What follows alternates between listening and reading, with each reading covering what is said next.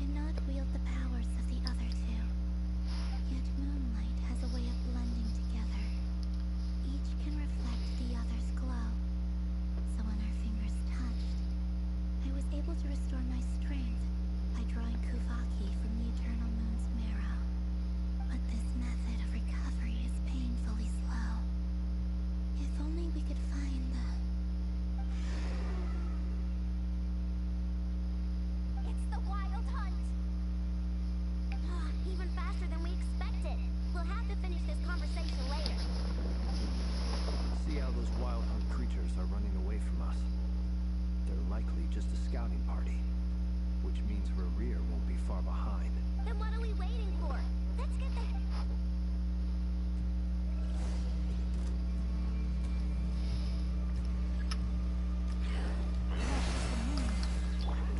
Installation chamber deployed. Observe.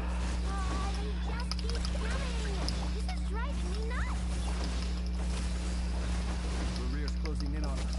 We need to pick up the pace.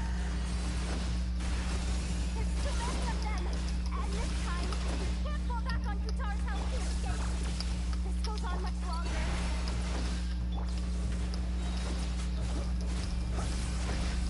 Observe. Night falls. The night comes. You got this! Look, your rainbow! Ultimatum protocol. All the frost in my head. Close your eyes. Be silent. Fear the dark.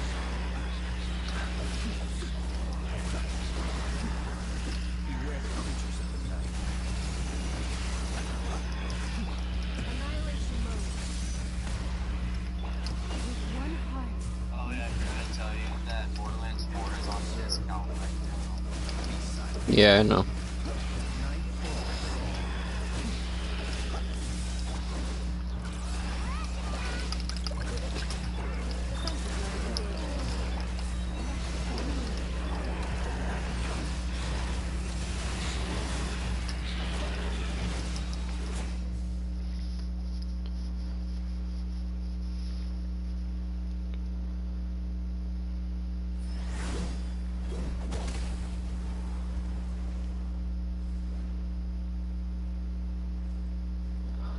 This to do for Mountain. I mean, no, not Mountain. Mondstadt.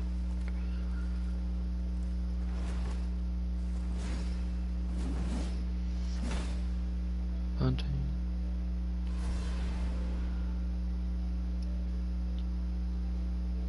What's the matter? Bit off more than you can chew?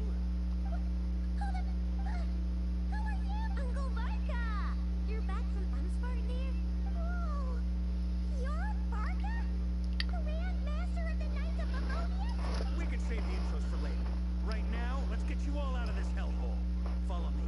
I know somewhere you'll be safe. Oh, is that where I think it is? That's the one. Come on, move! There's no time to waste. Whoa.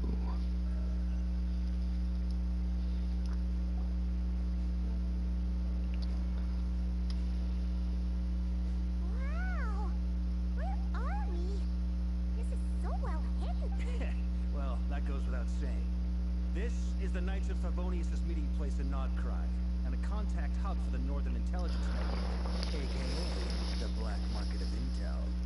No matter what faction you're with, it's the place to buy and sell information. Their headquarters are in Nodcry, but they've got as an expeditionary force on foreign soil. Working with them has offered us the most effective way of getting our hands on reliable Anyway, where were we? Folks from Nodcry should be pretty familiar with me by now. But I believe this is the first time we've met. Allow me to introduce myself. I am Varka, Knight of Boreas, and Grand Master of the Knights of Favonius. We've heard all about you. This meeting's been a long time coming. You look way younger than Paimon expected. But you definitely have that Grand Master vibe. Well, I'm no spring chicken. Just not showing my age yet. Definitely feeling some of that back pain today, though. Rushed back from Amsfarnir without a wink of sleep. that freshly revived maniac. I'll be right back. Another? Bro. You mean you fought Alright. him before? Yep. He wasn't very strong back then, but he was still a formidable foe. I brought some of the knights along to give him a little surprise, but he saw us coming from a mile off. My squad took heavy injuries, and I barely made it out alive myself. We knew it might have been our last chance, so we staked everything on it. But still, it wasn't enough to stop him. I tried tracking him down afterwards, but he didn't leave a trace. Even in his unhinged mental state, he's as cautious as any trained operative. So, I decided to come find you. And as luck would have it, turned up to find you being ambushed by the Wild Hunt. The rest, you already know. Is that why he's been frantically absorbing Kuvaki these past few days? Maybe I'm part of the equation, but even if I weren't, I'm sure he'd still be gathering power. He's clearly working up towards something. Note to self, Uncle Varka's strength rating officially upgraded. Guess it's my turn to ask questions now. So, what exactly has been happening in Nodcry? That's a long story, but I'll try to make it quick.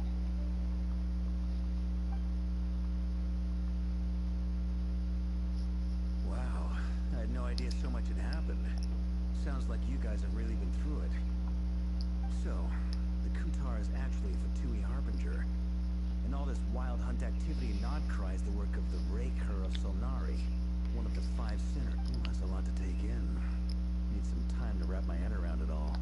I'm truly sorry, Mr. Varka. You stood with us against the Wild Hunt and did everything you could to stop it from escalating into a full-blown catastrophe. And then, the one time you're away, it all comes to a head and all your hard work. You've got nothing to apologize for, Miss Moonchanter. You can plan 100 steps ahead and still slip up. That's just life. And, to be perfectly honest, but now that A new variable. Ooh, that's sad. Well, I know I was explaining everything just now. Some of the points that Mr. Flint's added caught my attention. You mean about our mystery ally? That's right. From what you've said, not only did they lead you straight to some key files, they also shielded Hisi Island from a lethal Kuvaki blast. I don't know who or what could pull something like that off. Heck, even Miss Columbina doesn't have a clue. I hadn't heard the story about those finds. Would you mind repeating their titles for me? Wild Hunt Phenomena Log, a Nodcry and Ratnik's Field Journal, and Kuvaki Survey Log. Oh. No. Still doesn't ring a bell. Another dead end. Guess all we can do now is hope that our mystery ally keeps showing up when we most need them. Still, it's safest to assume they won't be intervening again. From here on out, we'll have to... Your intel also explains something else I've been wondering about. The reason I led my team to Amsfarnir, but once we looked into it, it turned out to be a red herring. I doubt it's by chance that he happened to make his comeback while my attention was diverted. And from everything you've told me, it sounds like his scheming began well before his return. So maybe luring me away was all part of his plan. But is it even possible that he orchestrated all of it? The Moon Maiden and the Raker of Solnari, Nodcry of all places. The way everything is unfolding, it can't be a coincidence. So, what do we do now? Right now, we've got at least 3 things to consider. First, we need to figure out how to take down Rarir. If we can't beat him in a straight-up fight, the rest won't even matter. To my knowledge, the bulk of Nodcry's fighting force is already gathered here. But even with everyone united, we're still no match for Rarir in his current state, let alone with his power still growing. What if there was a way to tap into a new power of our own? How so? Have you thought of something, Columbina? 3 moons once watched over this world. The Eternal Moon was the largest. The Frost Moon was the brightest. And the Iridescent Moon was the most mysterious. They say that back then, the 3 moon goddesses wielded immense power. Enough to shape the workings of the world itself. I now bear the Frost Moon's power.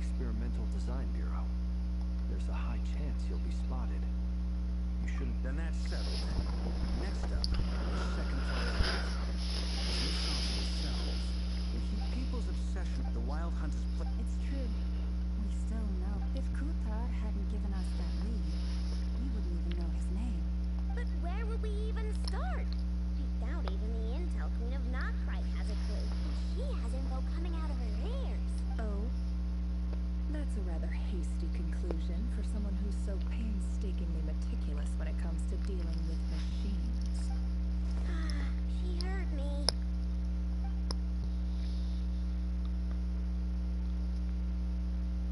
Boss!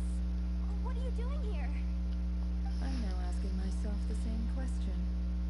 I received a letter from a humble knight of Favonius, requesting a meeting to discuss a major business deal. But it looks like this humble knight had something else in mind. Details, details. Since his failed ambush, I've been racking my brains trying to come up with a plan to fight Rarier. Given the severity of the situation, I think it's fair to say that our only chance lies in uniting as one. And I'm talking all the factions in Notcry. We can't do this without the Curatorium. But I knew it'd be a tough job to win you over. So, I took the liberty of reaching out for a little chat. Wait a sec. How did you even hear about this place, Nefer? Didn't you say this is meant to be the Knights of Favonius' meeting spot? And a contact hub for the Northern Intelligence Network? And You really think he could have gotten settled in Nodcry without my help? Besides, I'm the one running this gig. Of course, I know where the... Allow me to introduce the current head of the Northern Intelligence Network. If it's intel you're after, she's your woman. Pretty much... Please spare me the flattery. Let's cut to the chase. Seems like you've... Well, this certainly qualifies as an unforeseen crisis. On behalf of the Curatorium of Secrets, I wish you all the best of luck. So you're just going to sit this one out? Why should I get involved? What could possibly be in it for me? What if we told you we can't do this without you? Oh? Then I'd say, you'd better make it worth my while. I don't work for free. I can't put a price on something like this. It's just not in my nature. But then again, you and I have always been polar opposites in this regard. So I can't exactly say I didn't see this coming. If you insist on compensation, I will pay you. Consider this a formal commission. Sound fair? You just don't give up, do you? Too bad. I know you well enough to know you can't afford my prices. The riskier the job, the more it'll cost. And a moon chanter's stipend isn't exactly generous. Unless you're boss, just a thought. If they come up short, maybe you can take the difference out of my next few paychecks. Things got really dangerous during the fight with Rarier. If this girl hadn't saved me, I'd be ley line fodder by now. I'd be gone for good, boss. If there's any way we can make this work, I'd really like to help her. This is why I'm always telling you never accept favors. They are the hardest debts to repay. You have to be careful who you get involved with, or you invite all kinds of misfortune. Very well. Yeah, Flint's. That fragment that Rarier was after. Of course. Let me borrow it. I need it to... Wait, you actually have... Shh. This is top secret information. I get it. We all have things we'd rather keep to ourselves. And that brings me to the third and final item. We need to find a way to distract him. We need time to make our move, so someone will have to stall him. I'm in for this part, no matter what. Count me in too. Come off it, you two. Quit playing heroes. I'm way ahead of you here. Inepa did a scan of the Moon Goddess's Kubaki signature, and we're gonna use it to make some decoys over at the Kramkake craft shop. Anyone who's in, follow me. Once they're ready, we'll deploy the decoys across Notcry. So as long as the rest of you keep moving, he won't catch on to your scent and won't be able to track you down. I like it. No biggie. All right then. We'll split into... Once your team has finished their mission, return here and wait for the others. Dismissed.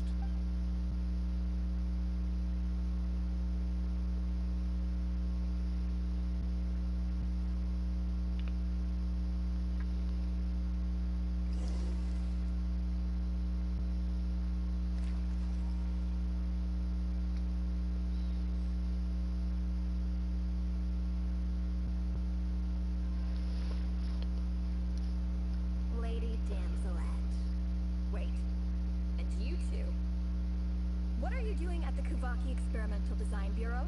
We've been doing our best to mind our own business lately. But if you're just gonna waltz up here like this, you're seriously pressing your luck. You really think that's... We're not looking for any trouble. I just want to see Sandrone. Do I need to remind you that you're still a wanted fugitive for deserting us, out of consideration for our former ties and the crisis we're all up against? We'll let you leave in one piece. Let them in. But... Are you going to make me repeat that? No, my lady. Sandrone seems to be in a good mood. Must be maintenance day.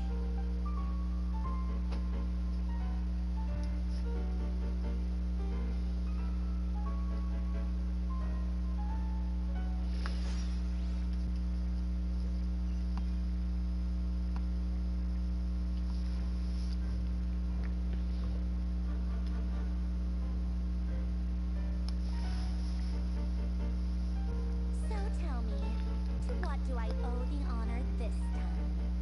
Actually, before you answer that, just so we're clear, we're not colleagues anymore, Columbina.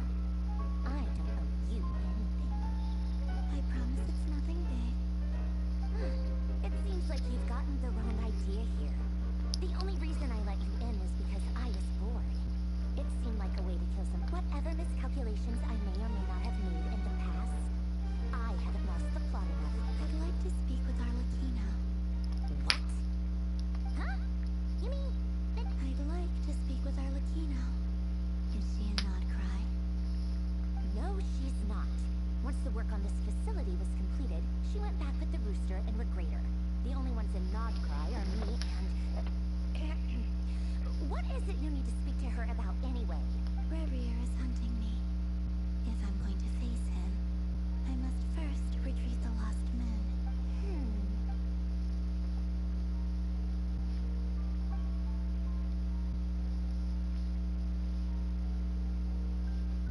Is that a no then? As if I need reminding. I was this close to settling things with him before someone decided to whisk me away to their weird little garden. Have you held any tea parties lately? Tea parties? Yeah, obviously. You don't seriously think we'd pack it all in just because you aren't here. If anything, they've been more eventful than ever. Just me, Arlecchino, and a bunch of insolent, insensitive guests. I bet you served them the worst tea you have. Just like you used to do to me when I upset you. Who cares about how good the tea is when there's no one around to drink it? I keep losing people. First Rosaline, now you. I'm running out of people who can make me laugh. Honestly, what could be more ridiculous than a multi-centenarian goddess who's only ever had the plain herbal tea she received as offerings? You'd always brew a different type of tea for me each time. Was it really just to see how I'd react?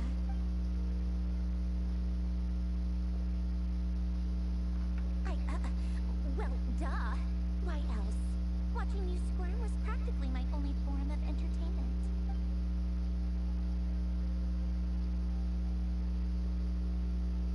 Oh, yeah. And Capitano sometimes used to bring Tartaglia around, too. But I guess we won't be seeing him again. Well, I guess we are overdue for a get-together. Polonia! Have Febronia pass a message to Arlecchino for me. It's time for tea. Will suffice. Pass along a message for me, too, if you would.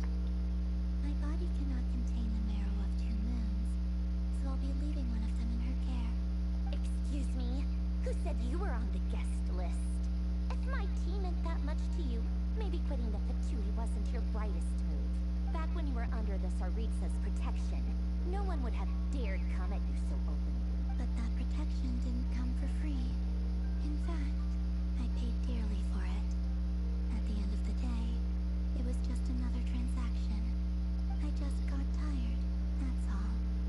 I never wanted any part in their grand ambitions, and I've had enough of being treated like a bottomless supply of power. It brings back memories from the old days.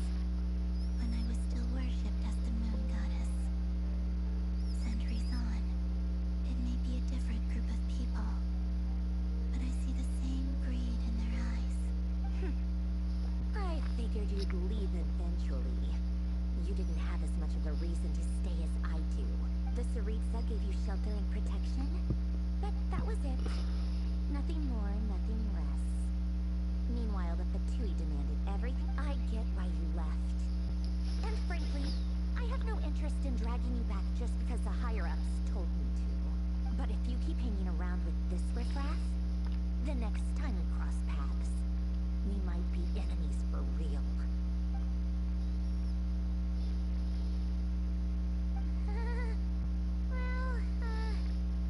Guess that's our cute little... that might be your plan.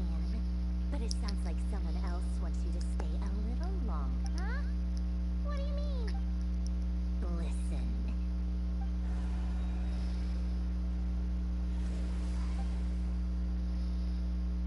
My lady, it's the Wild Hunt.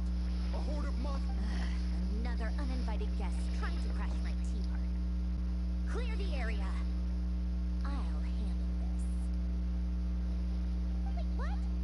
You want us to leave you here by yourself? You'll be lucky to make it out of this alive. You really think you can afford to work? Go on, get out of here.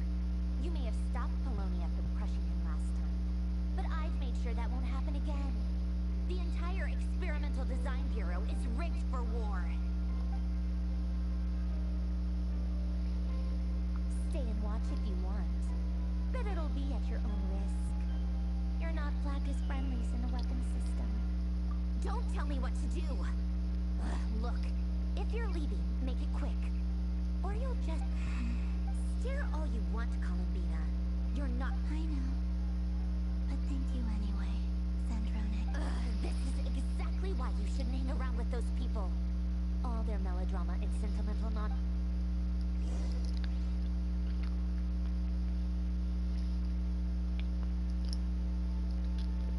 Come on then, Mr. Right here. Let's pick up where we left off.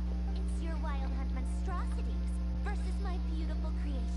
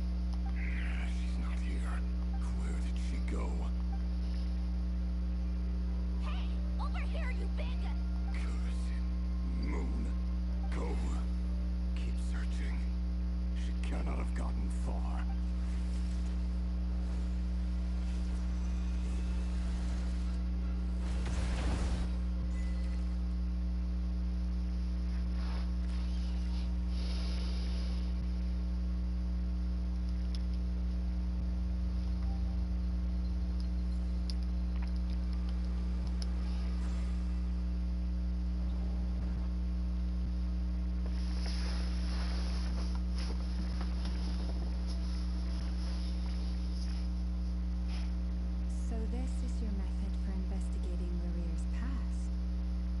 It almost looks like some kind of ceremony.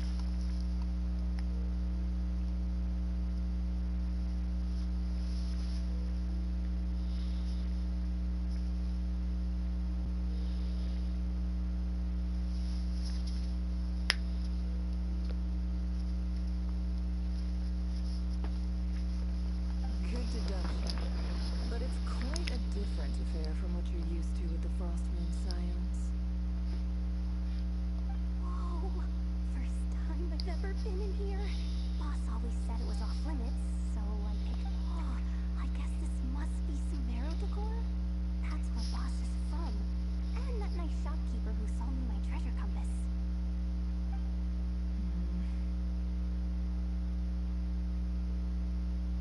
I'm not sure exactly what you've got planned, but it looks like you're all set. When do we begin? Whenever we wish. But for some reason, I've got a feeling this isn't going to end well. I've never faced Rarier myself, but from what you've told me, his power is beyond anything I could imagine. I, on the other hand, am just an ordinary businesswoman. Our paths should never have crossed, yet here I am, forced to make an enemy of him. If you ask me, you're about as far from ordinary as it gets. So what are you saying? You're getting cold feet? Once I take a job, there's no backing out. Still, I have to ask myself if the power I'm relying on will even work on an opponent of this caliber. And also how to make sure I come out of this alive if things spiral out of control. Death is the one thing we can take for granted. It is the great equalizer, however fortunate or unfortunate we may... Come on, boss. Lighten up. Quit talking about death. It's bad luck. For once, I agree with you. When you're up against a foe like Rarier, there's no such thing as being too prepared. Is there anything I can do to help? That won't be necessary. I've already made up my mind. Time to cash in a precious favor I've been saving for a rainy day. You hope... That shady merchant who sold you an overpriced treasure compass the other day. Come on, boss. You're pulling my leg again. In what way is she shady? She showed up when I was completely lost and sold me a neat little gadget that was exactly what I needed. Anyway, I know who you're talking about. Don't go anywhere. I'll be right back.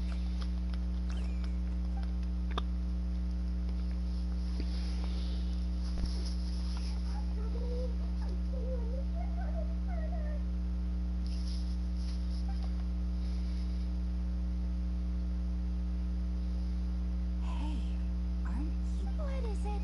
What's the big rush? You dragged me out of a dream where I was literally swimming in Mora. I'm charging double my usual attendance fee. See, look how easygoing she is. After that rude awakening. Dory Sangama Bay? I never would have pictured you two doing business together. If you want to make it big and not cry, it's all about connections.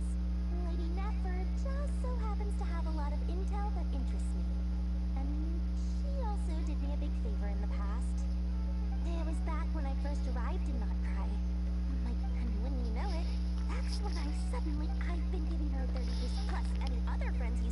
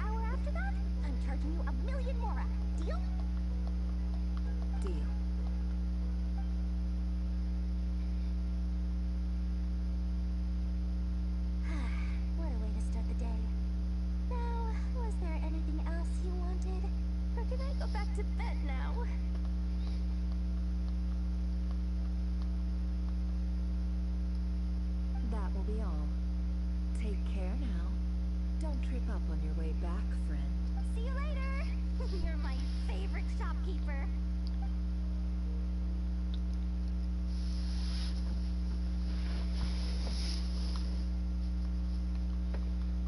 Excellent.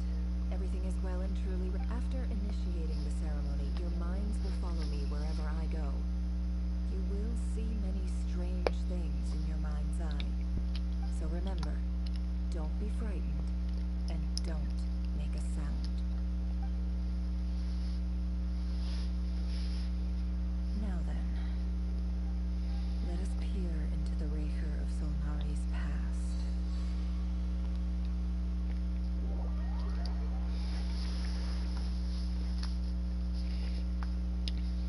I made it.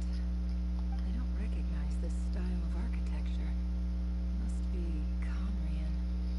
Simple furnishings, table and chairs. It's a more ordinary house than I might have expected. Looks like the fearsome Raker of Solnari came from surprisingly humble beginnings. Unless this passed for luxury in Conria. Unlikely.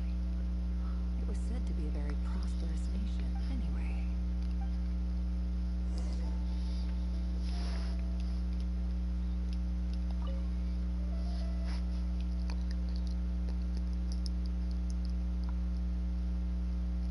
Hi, River. Since you're working extra hours tonight, I thought I'd keep myself busy by checking out that new kebab shop. I've heard good things about their menu. I'll test it out, and if it's as good as everyone's saying, let's go back together sometime. P.S. New stash from the Universitas Magis Forum. I brought some goodies home. A few teacups and a pin rack. Hope you... They didn't sign their name. But they must have been close. Sounds like...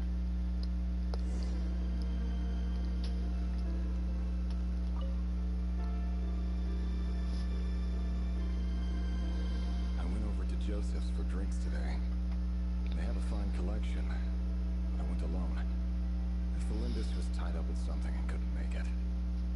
Joseph asked why I came alone, but I didn't really have an answer. He then went on to ask about other things. If you ask me, someone who asks that many personal questions is too nosy for their own good. But if he invites me again, chances are I'd still go. Felindus. That's the same name Rearmere mentioned. Crane imports keep falling. If things don't pick up, we'll still be back to meat and mushrooms only. Honestly, I'm not a huge fan of that new type of mushroom everyone's been into lately. Didn't it start out as a lab-grown variety? I heard it's even mildly corrosive. Seriously, why would you even eat something like that?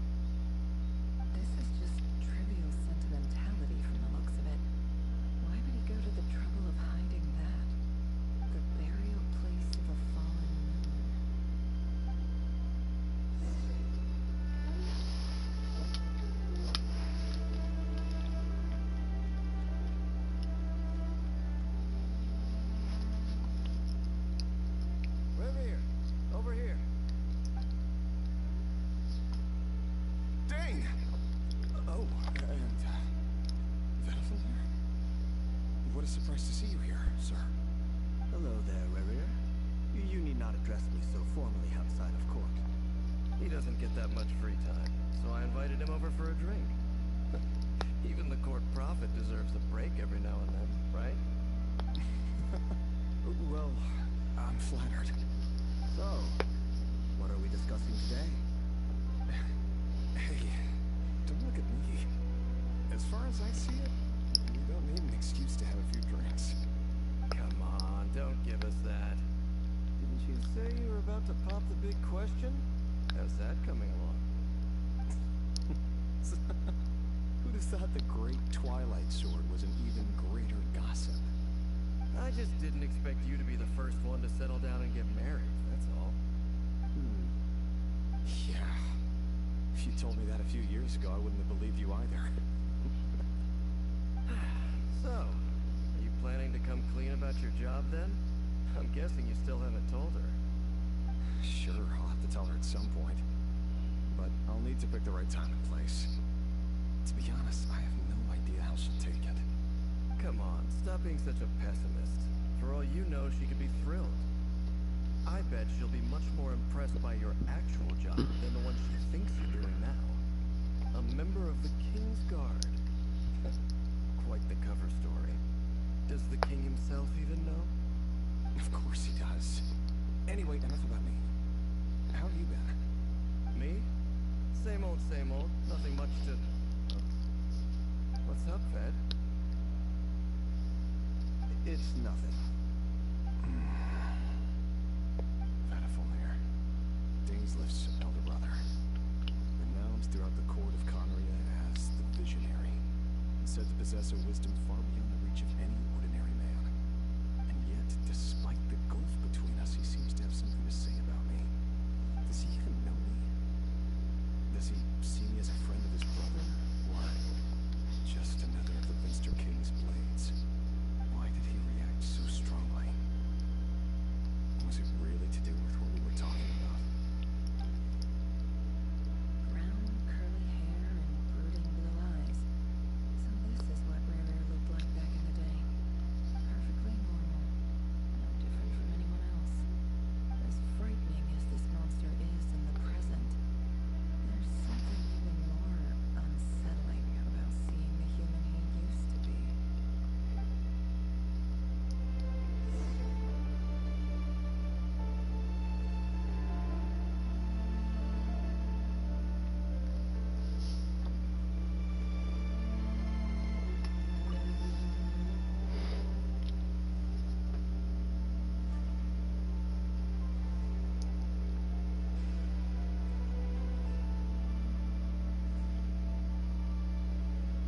Philinus, you're back early. Our equipment's being serviced today, so I got off earlier than usual. How's your day been? Aw, why the long face? Is something the matter? Has your boss been giving you a hard time again? Went for a drink with Dane and the others after work. Isn't that a good thing?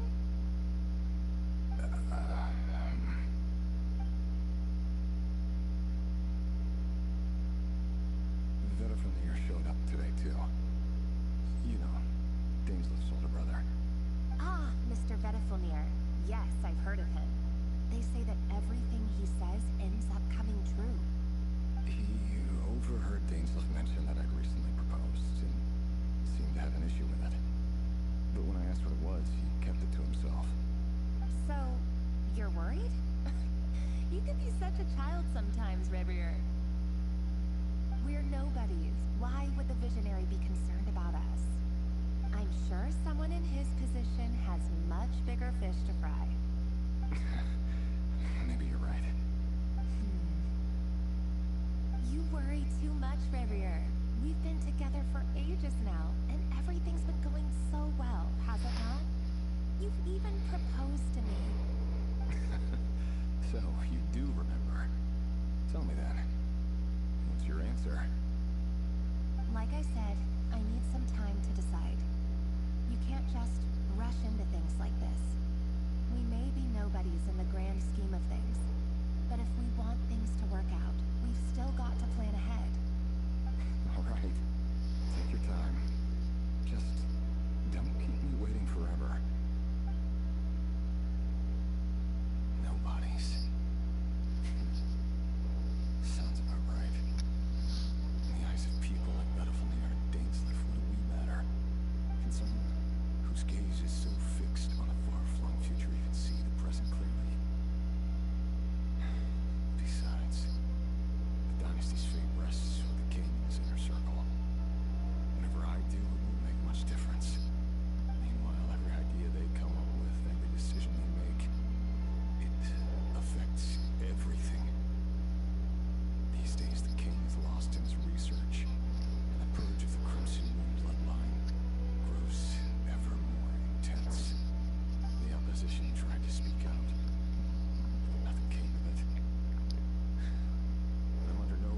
conclusions as to why. Because we eliminated them and got rid of their bodies. A man can have 1,000 reasons to carry a sword, but there are few good excuses to use it. Yet the king has never even considered a gentler approach, and he never will. What becomes of someone who kills on another's behalf? Can he ever find true peace?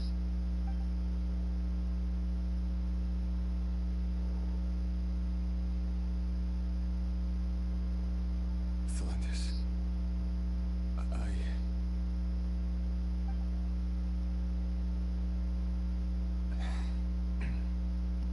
It's nothing.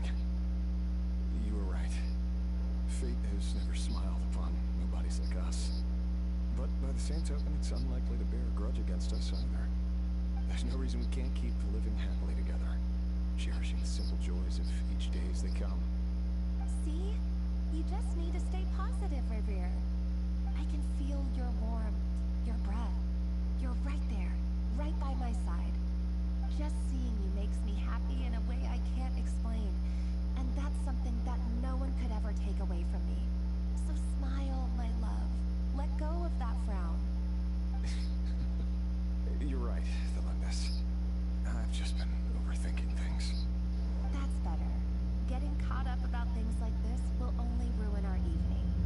Speaking of which, all set for the ball tonight? I need to go get ready. You go ahead. I just have a few things to take care of, then I'll come join you. Even busier than the big shots, huh? Fine, I'll go get started. But don't be late. If you keep me waiting too long, I won't be a happy bunny. Relax. I'll be there. Seriously, though, you drive a hard bargain. You're really gonna leave my proposal hanging and still expect me to take you to the ball? Well, that goes without saying. I already told everyone I'd be coming with a dance partner. Besides, they're two completely different things. Let's take it one thing at a time, all right? All right. Quite outfit it is. It seems like Rerir was deliberately hiding his ties to the intelligence services by giving the impression that he was just an ordinary member of the Master King's Guard. He clearly doesn't want his would-be fiancée to know about his other life. Then again, that's hardly surprising. People in the intelligence trade rarely do. Who'd have thought we were in the same line of work? Let's dig a little deeper.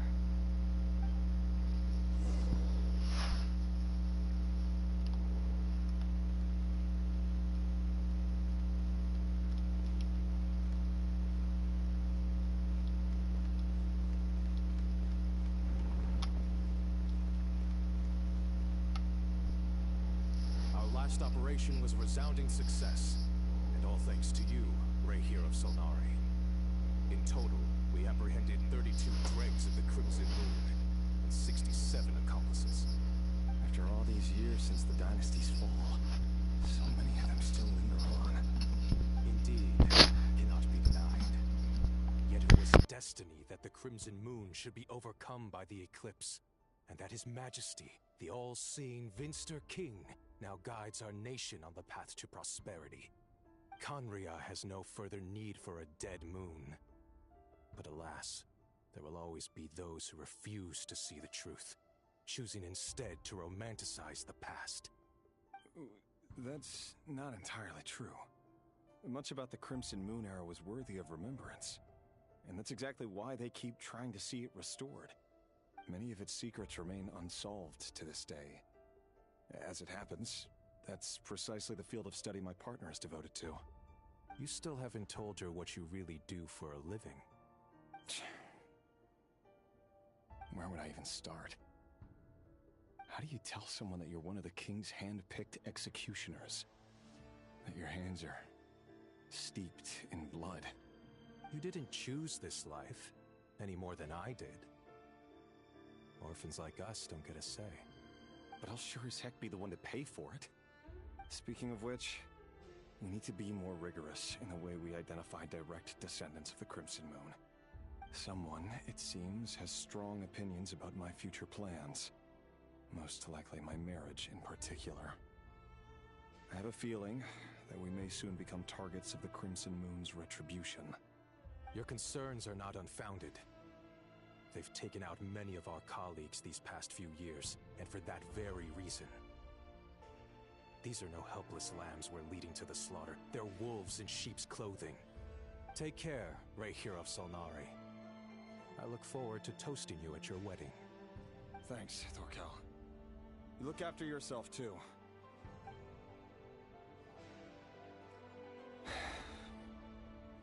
Thelindis, I never wanted to keep this from you. You're the last person I would ever want to lie to. But that's exactly why I can't tell you everything. There are things you shouldn't know. Things you cannot know. The moonlit dynasties are a thing of the past. Yet even now, with the sun shining high in the sky, there are those who would call forth a dead moon's ghost. Could that be why Vedalfnir held back? Or was it because of some court secret he's not at liberty to share? I have to get a clear answer from him. No matter what happens, I will protect Thelindis. Rehir seems to be very concerned by Vedalfnir's reaction.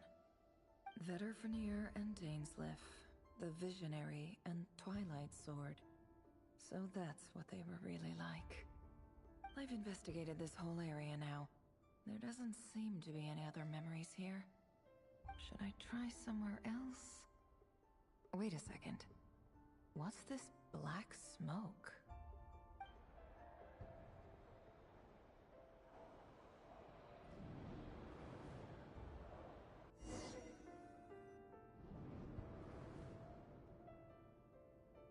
So, he's late after all. Just you wait, Rehir. You're in for it. Big time. Are you waiting for someone, ma'am? Could I tempt you into buying some flowers? Oh, sure. Pick me out a pretty bunch if you would. Thank you. But I'm afraid none of them are as pretty as you. For someone so young, you sure have a way with words, don't you? I'm only telling the truth. Look me in the eyes. You'll see I'm not lying. May we have a word in private? Who are you? And what do you want? It doesn't matter who I am. Too many of our kind have fallen lately, so I decided to take the risk of reaching out. Not long ago, the Rehir of Solnari led an assault on one of our strongholds. We suffered many casualties, and many who came to our aid lost their lives as well. Sorry, I don't know why you're telling me this. And I don't want to get involved. Wait, hear me out.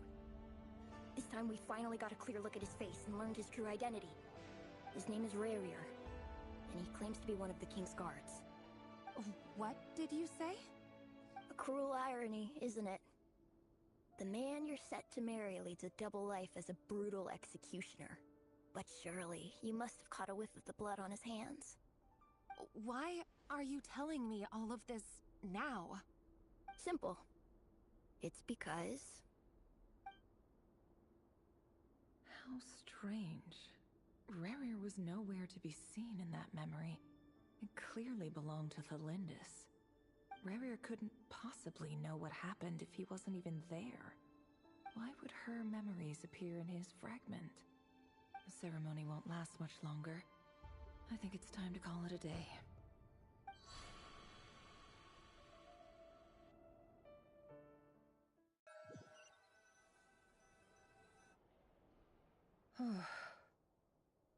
So that was your doing? Did you just pull us inside Rehir's fragment to spy directly on his memories? Any more questions, and I'll have to start charging.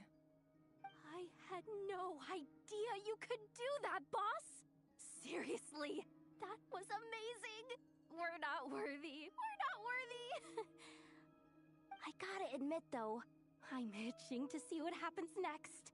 Feels like we barely scratched the surface.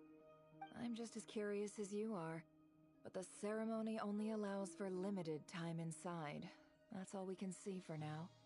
Luckily, we managed to learn quite a lot. So far, so good. I just hope the others are doing okay too. Especially the group with the Traveler. Their mission is a risky one. Let's hope it's all going smoothly. If you're worried about them, go see how they're doing. If I know Boss, she's gonna need some time to write up all the details and make sure it's all coherent. I'll stay behind to lend a hand, but feel free to head back and meet up with the others.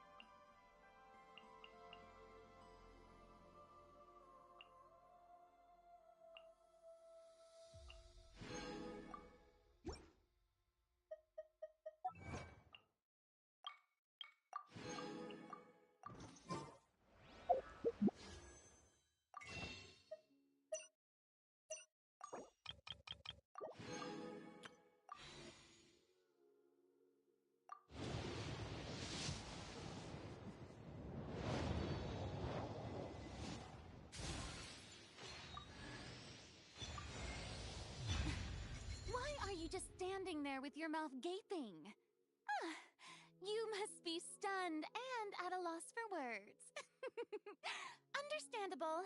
It is I, after all, Fontaine's most beloved star, Farina. I'm on a very tight schedule, so you're lucky to even get an appointment with me.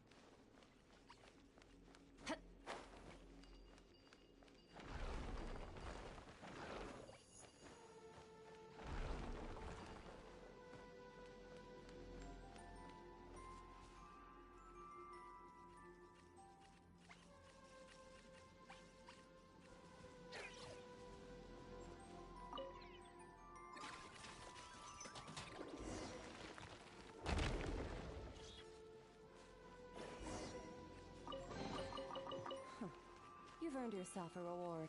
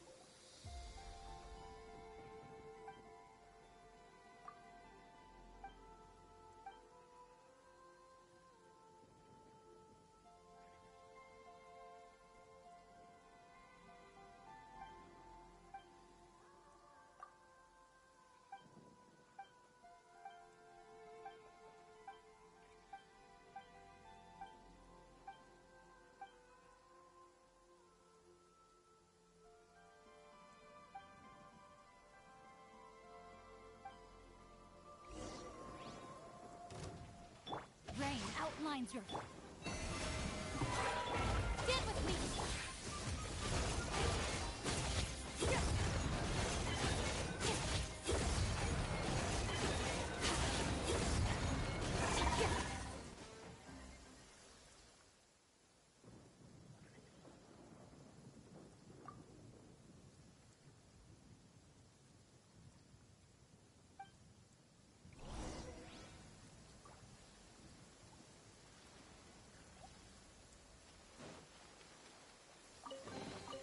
Your hard work is paying off, as it should.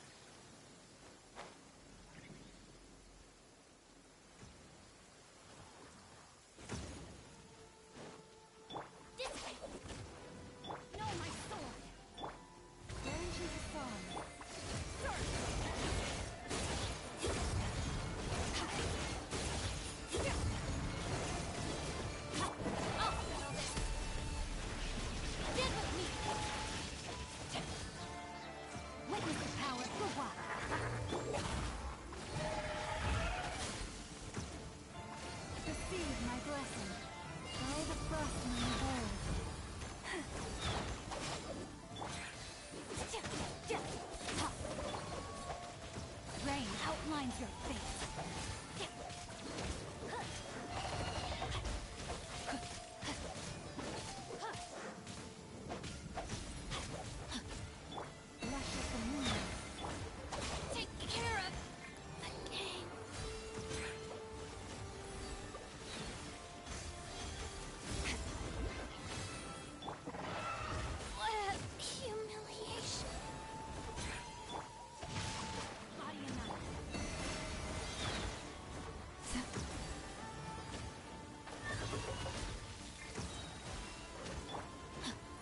Time to act.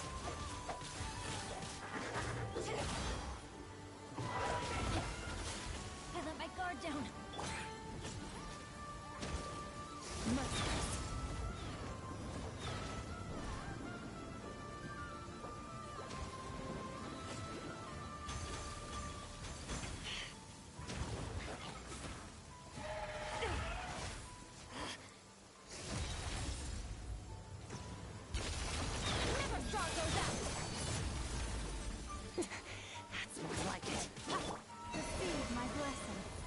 The everlasting past.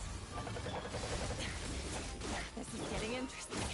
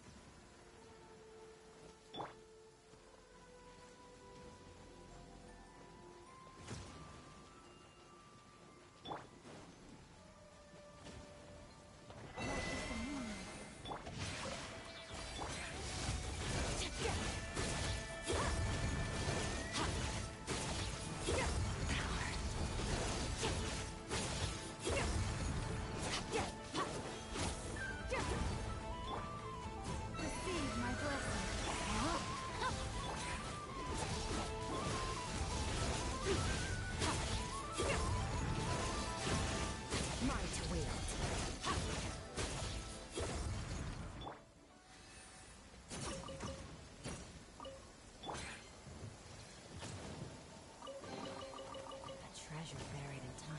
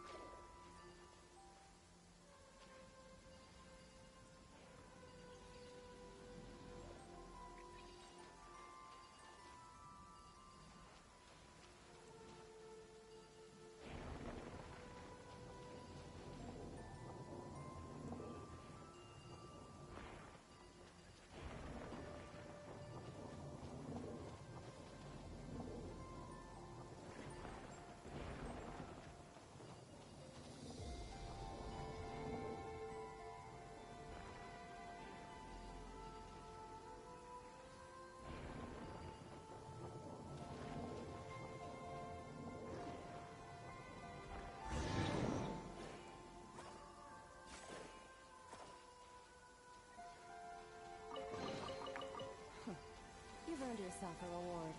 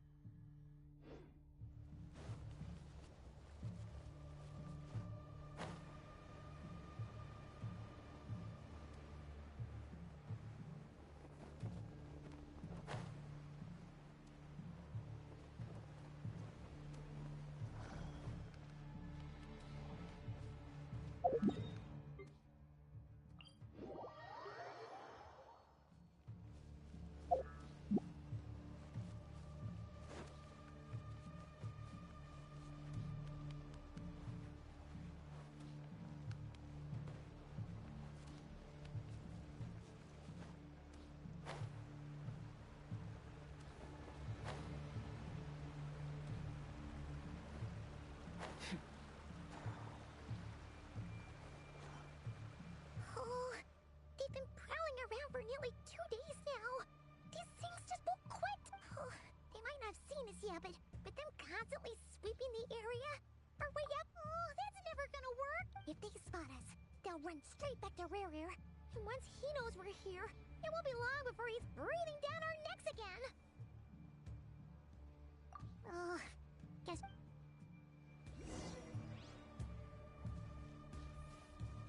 We almost got spotted!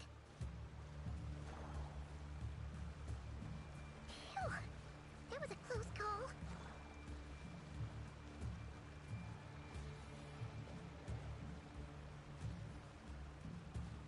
Watch out! He's coming this way!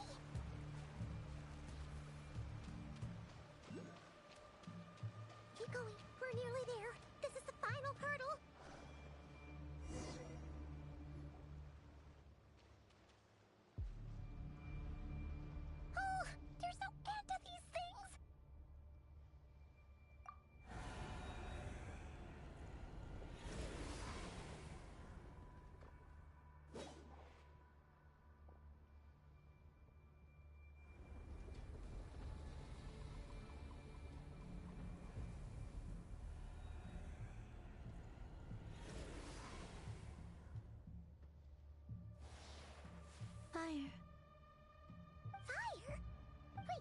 that smell?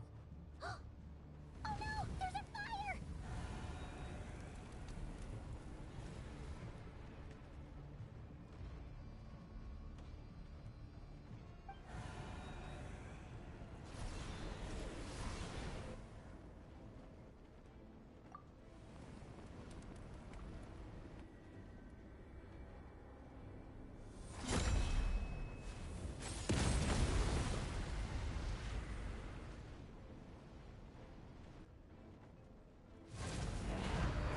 Sandrone was right. You look weak, Columbina. The old you would never have let such lowly creatures bar your way. Word has it that you did something for the Tsaritsa, and that's why you've lost most of your power. Freedom comes at a heavy price, doesn't it? It's Arlecchino! Hello again, Columbina. And greetings, guests of the House of the Hearth. It's been a while, Arlecchino.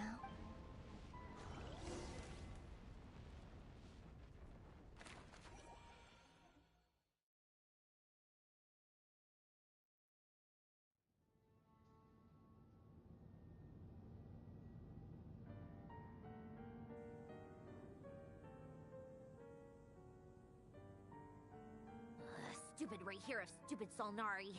Ugh, whatever. I've got all the data I need.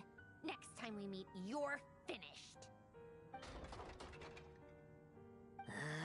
He sure doesn't pull his punches. Excuse me, do you need a hand? You can do me a favor by staying out of my way. Wait a minute. Hello, Miss Sandrone. Father sent us over to help. How considerate of her. Hey, Fremine, get over here and help me fix this. Lenny, you do your thing. Just keep your sister away from my machines. Nearly every machine that cat girl touches ends up going haywire. Go put her on cleaning duty or something.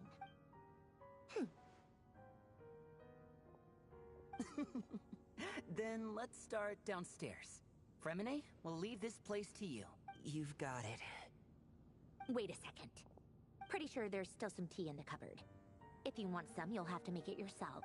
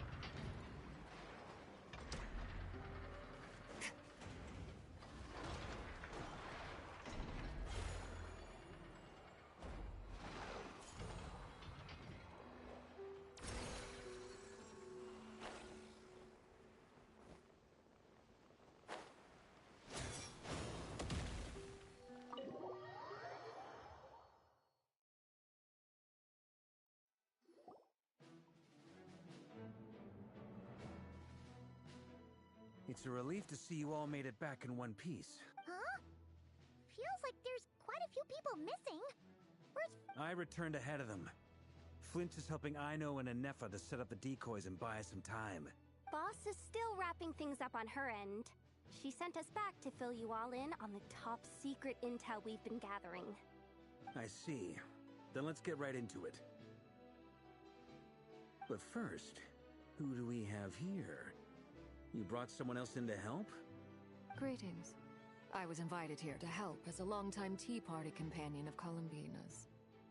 You may call me Arlecchino. Surely it can't be. Those eyes. Oh, where have I seen them before? Wait, of course. In those memories we just saw. The only Arlecchino I know is the fourth of the Fatui Harbingers. So either you share a pretty uncommon name, or you're more than just a Tea Party buddy. You are well informed, Grandmaster. A man from Mondstadt living all the way out here in Nodcry, and yet the people and affairs of Snezhnaya seem to hold a special place in your heart. Oh, the feeling's mutual. Sounds like you know all about who I am, too. A Fatui Harbinger. The atmosphere in here just got really tense. Guess we can't just start trusting Fatui Harbingers, even at a time like this. I must admit, though, I'm a little curious. Seeing as the moon goddess no longer belongs to the Fatui, what makes you so willing to put your neck on the line here? Nor does Nodcry belong to Mondstadt, Mr. Varka. Yet still, you're fighting for it all the same. Things don't always have to have a tangible payoff. Sometimes, stopping things from spiraling out of control is a higher priority than chasing the spoils of victory. Of course, I can't say there's nothing in it for me at all. But that's between Columbina and myself. Forgive me. I don't mean to doubt you. It's just that the Fatui really have been the source of many of our troubles. We have our own way of doing things here in Nodcry. But ever since they arrived, the Fatui have treated us with nothing but hostility. I know there's been a lot of bad blood between us in the past. I've done my utmost to avoid friction whenever I could. But sometimes fundamental conflicts of interest simply can't be settled amicably. That's why I'm here solely in a personal capacity. This has nothing to do with the Fatui. As a gesture of good faith, I'll be frank. I can help Columbina track down the iridescent moon's marrow, which will help her restore more of her power. Anyway, what else is on the agenda? Let's begin. She says she'll be frank, then completely skips over the details. Looks like she doesn't want to give away too many secrets after all, but she clearly wants to change the subject. It'd be awkward if I tried to bring it up again now. Guess we'll just have to go along with it. She's the fourth of the Fatui Harbingers after all. One look and you can tell she's not someone you'd want to mess with.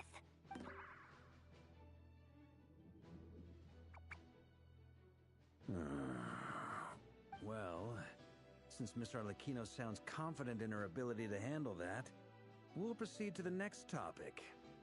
Yehoda, time to share that top-secret intel. Alright, listen up everyone.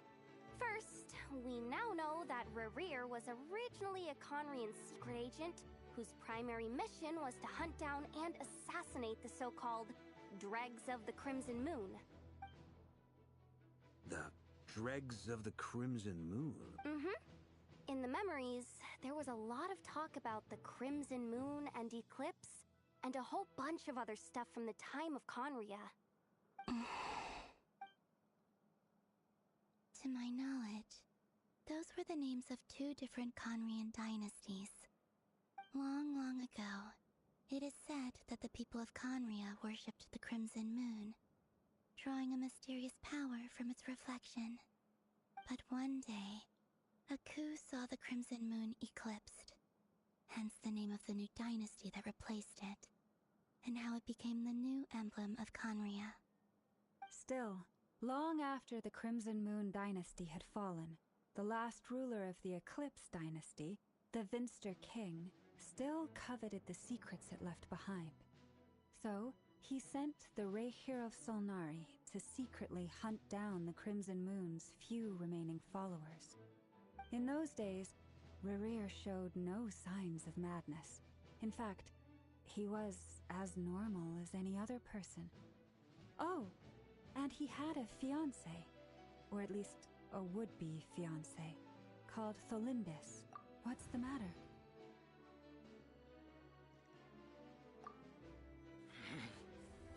Stephanie, granddaughter,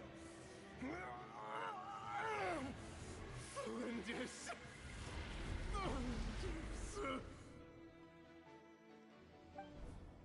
Interesting. Anything else?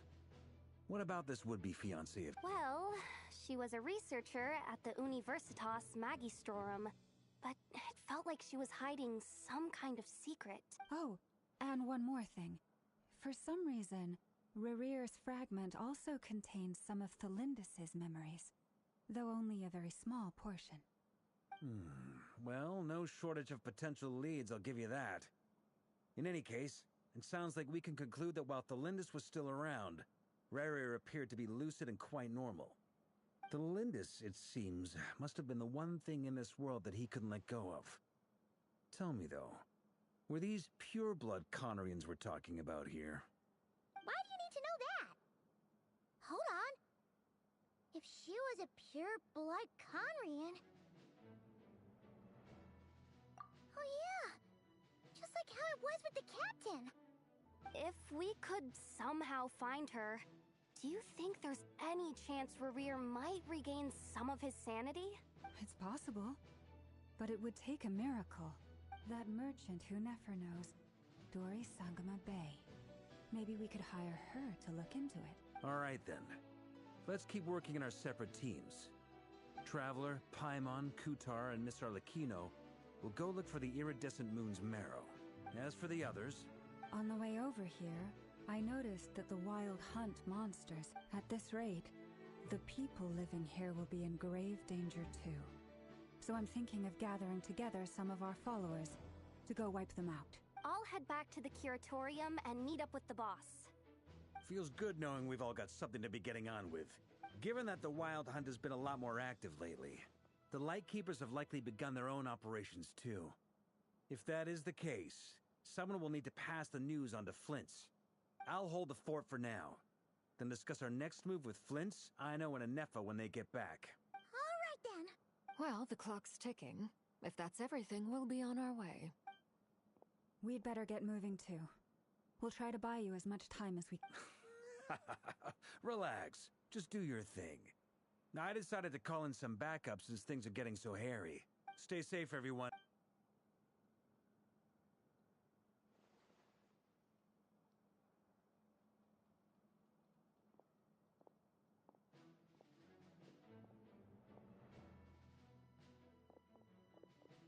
We're back.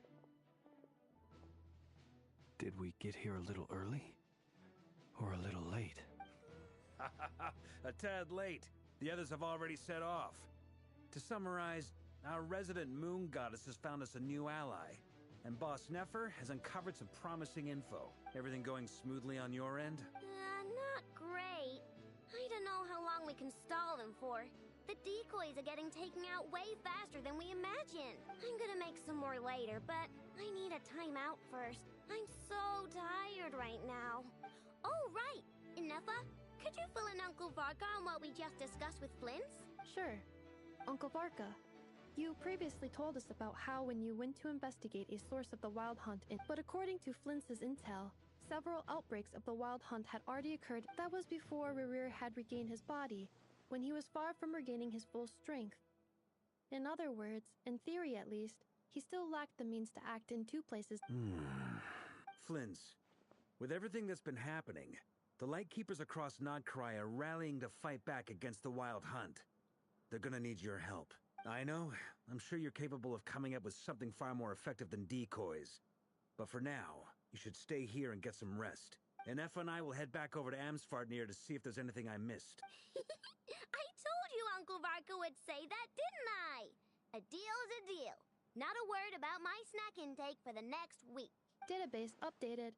Reliability of Aino's predictions increased. What does that mean? They were betting on how you'd respond after hearing their intel.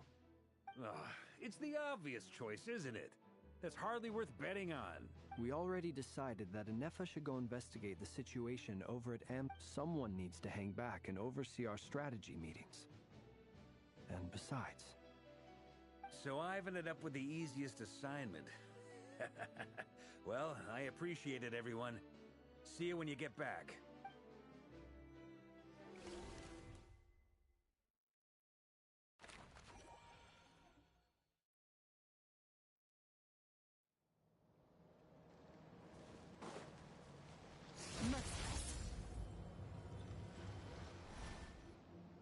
Here, this will serve as a good spot to cross over.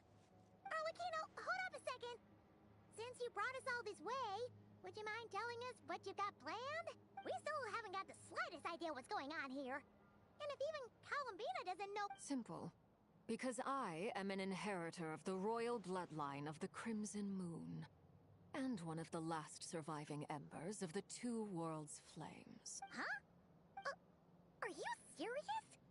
As in, you're a descendant of that Crimson Moon dynasty we were just talking about? The one from ancient Conria? Your surprise is understandable.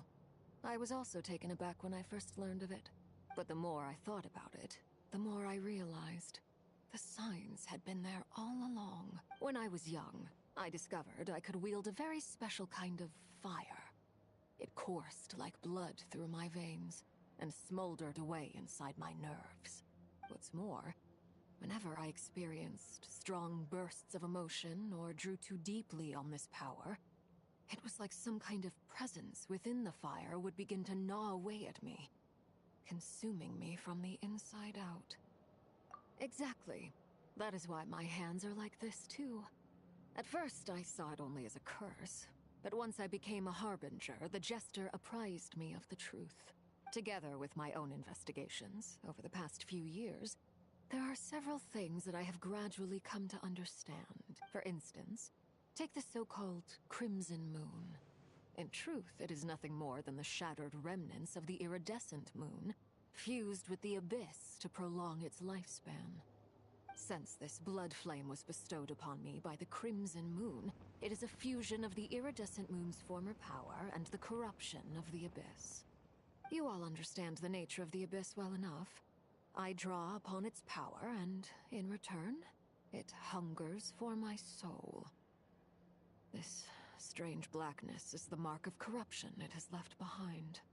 If I recall correctly, you once told me that if the corruption ever made it to your heart, you'd become a completely different person. Yes, and that's the reason I'm always careful not to push my power too far. It's essentially a never-ending tug-of-war. Oh, sounds intense. Anyway, the rest of my story can wait. Is there anything else about the Crimson Moon or the Iridescent Moon that you're unclear about? Paimon has a question. So, the Crimson Moon that the Carians used to worship was actually the Iridescent Moon, right? Which was one of the three Moon Sisters. Does that mean that the Carians were to the Crimson Moon as the Frost Moon Scions are to the Frost Moon? So much of that history has been lost. We have no way of knowing exactly what they were like. But I would suspect that the Conrians weren't as devout in their moon worship as it might appear. The iridescent moon's remains simply served as their link to the Abyss. Later on, perhaps someone discovered a way to make direct contact with the Abyss. Or maybe there was some kind of ideological divide. Either way, a dissenting faction staged a coup and drove out the royal heirs of the Crimson Moon dynasty. Still, even with the dark sun looming high overhead, the Crimson Moon's glow never truly faded. If you want living proof, it's standing right before you. The first time we met, I sensed something familiar in your presence. When I looked at you, I felt I could see that mysterious red moon in the corner of my eye. In your flames, I saw its broken image, surrounded by a strange black aura. Well, I appreciate that you kept it to yourself. Much about the Crimson Moon is still a mystery, and I'd prefer not to end up as the object of an insane research project. Anyway, time is against us here, so if there's any other questions, they'll have to wait. I just want to make sure I've got one thing straight. In her letter, Sandrone mentioned that since you are unable to contain the iridescent moon's marrow yourself, you intend to leave it in my custody. That's right. For now, it's the only way I can pay you back for your help. The iridescent moon is already part of who you are. So with its marrow in your possession, you'll be even more powerful than before. Deal. Then let's get started. Get what started? What does this place have to do with the Crimson Moon? When I first became a harbinger, the Jester gave me a book called Harry, also known as Leobranto Innamorato. You should be able to buy a copy next time you're in Fontaine. It's a love story set in the Crimson Moon era. But setting aside the tangled romances of its characters, it also records a few interesting details. In the Crimson Moon era, or so the story goes, there was an orphanage that received children from beyond the bounds of this world, and subjected them to a peculiar induction ceremony. Beyond the bounds of this world? For real? And what kind of induction ceremony? The Crimson Moon sages looked beyond this world for beings with powers that surpassed the gods. But fearing they might lose control, they subjected these children to a process of refinement. They made these children crawl up a fireplace and kept asking them, "Have you died? Did you see it?" Until they finally admitted to having died and seen a crimson moon. The adults embraced the children who passed the ritual, telling them, "Within the fireplace, you have traversed the flames between two worlds. Here and now, you are born anew." The book leaves much unsaid, but I suspect that this was their way of branding the children they had enrolled, leaving an indelible mark upon them so that they would forever live in the Crimson Moon's light. That explains why I can't sense the Crimson Moon's marrow in this world. It makes sense that it would be sealed in a special space that can only be accessed temporarily through some kind of ritual. But there's no fireplace here. Do you see a chimney anywhere? That won't be necessary. The fireplace is purely symbolic. The key to the ritual is crossing the flames between two worlds. In other words, the flames that burn within me. Those burned away by such flames leave behind a kind of ghostly afterimage in the world. In short, I can open a passage to that space for you. That's the easy part. The catch is I'll need to stay on this side to keep the passage open. So I won't be able to come with you. Very well. Then I'll open it up. Traveler, spare me a little more moonlight if you would. I may need it.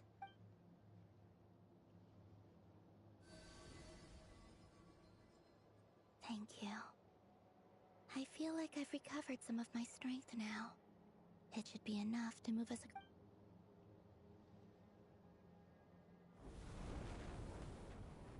Mistress of the seven hues of ages past, Great Mother of the present, crimson-clad sovereign of the two realms, by fire severed, by fire renewed, I offer myself now and beseech your descent.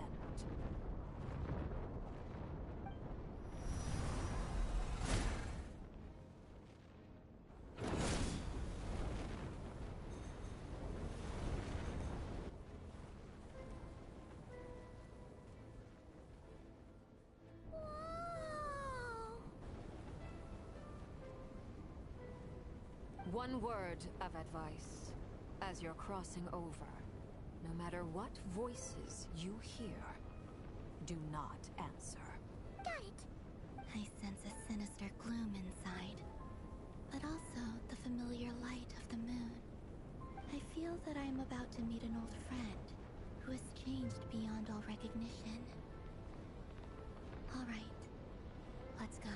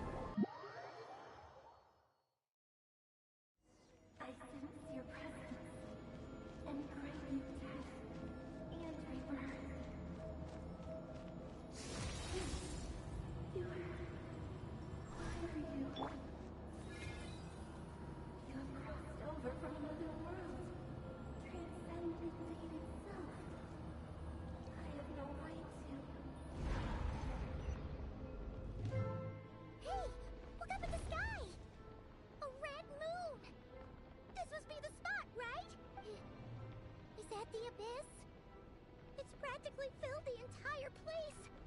What now? What a tragic sight. Fragments of your broken body, seized by the abyss, and hung up aloft. Careful. There's something spooky, but Paimon's right behind you.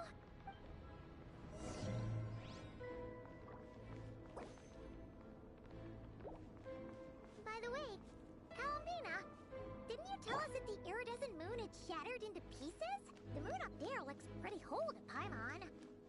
How is that possible?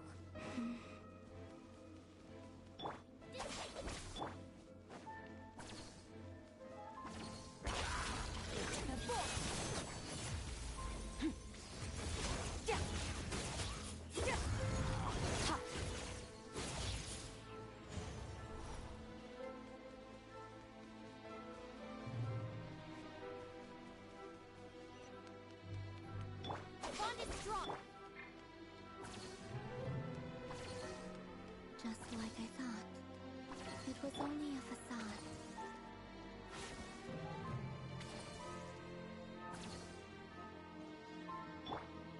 Stand with me. Forest, protect us. Time to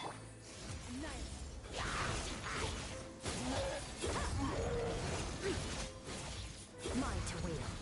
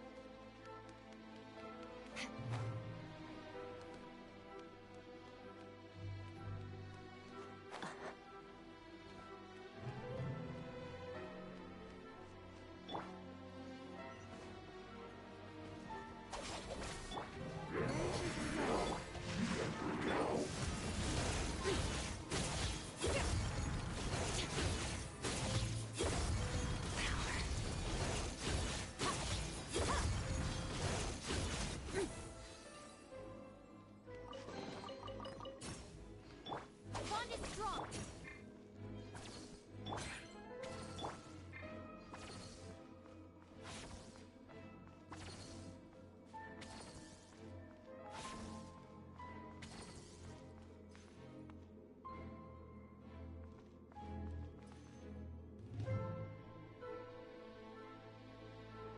Huh? Huh? For real? That's way too high.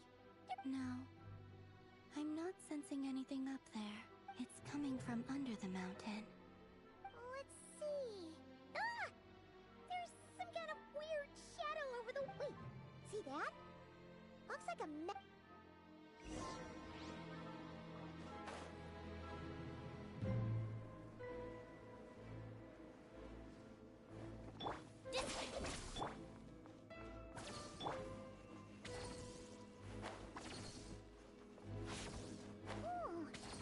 looks like a device from the time of Kalia. Maybe people once came here to study the Crimson Moon's domain, and they left this behind. Oh, if we could activate it, we might find some clues.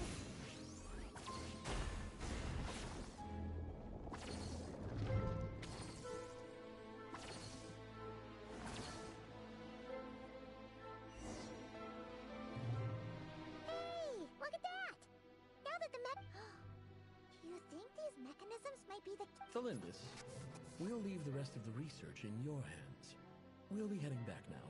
I hope this isn't ruining date night. Ugh. Mind your own business. Just leave me some snacks on the table. Felindis? Is that Rere's girlfriend? How come we're hearing her voice here? Oh yeah. So The abyss has made this space extremely unstable. Maybe that's why some of the things she said and did were preserved here. Like echoes. Or after it. Whenever I see this view, waning moon, oh lifeless damsel, for me,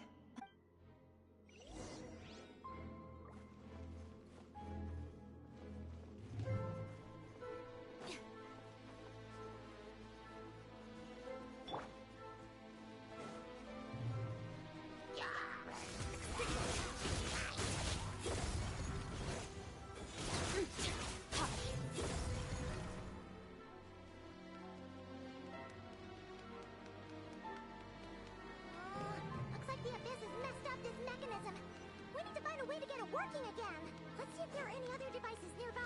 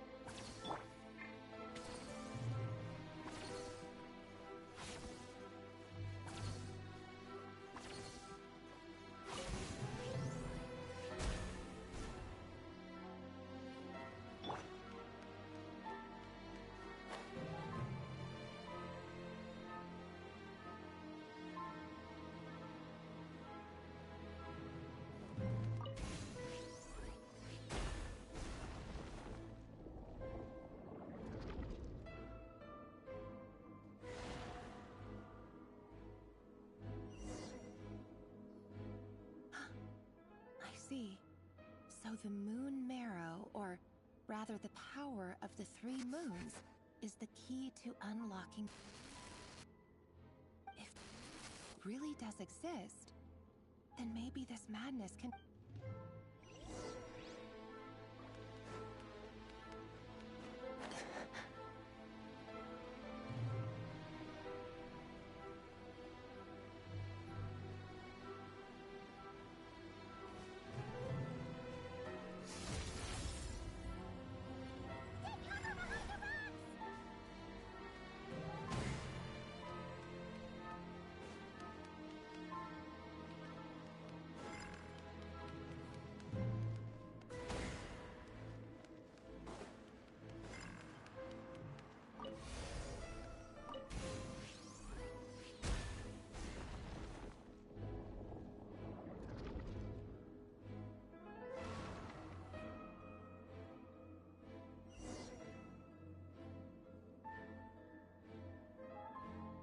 With the Abyss inhibitors in place, I should be able to access the chamber with the moon marrow.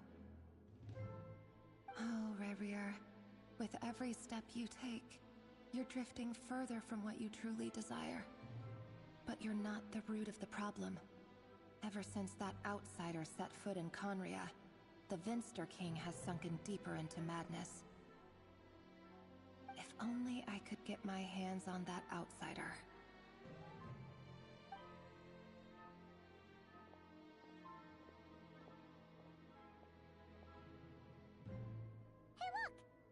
Reflection is back to normal. Elendis' voice mentioned a chamber with the moon marrow. It must be. For within it, And there's no time to lose!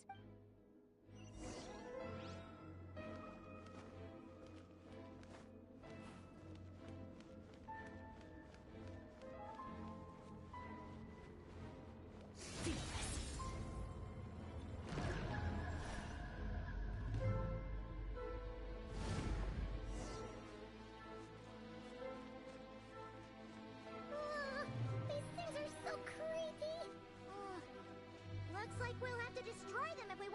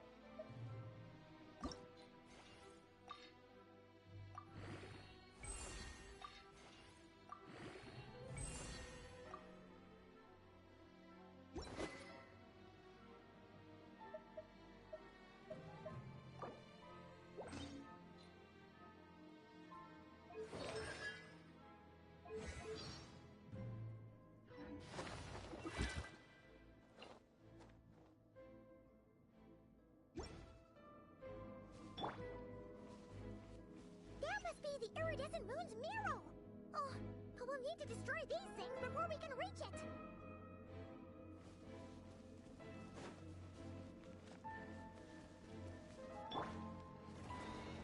Stand with me!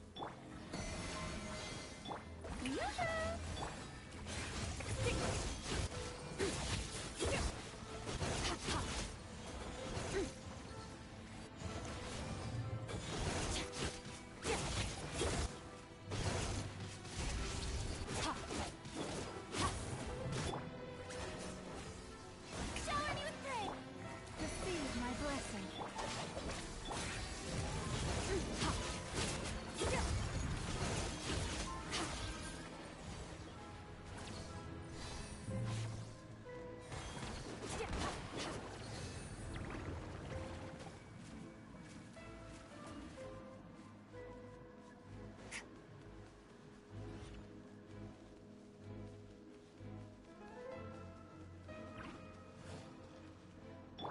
Strike a pose!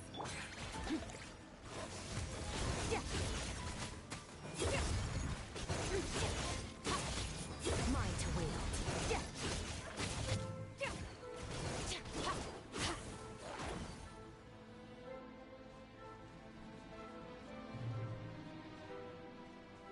This way! Shower me with praise!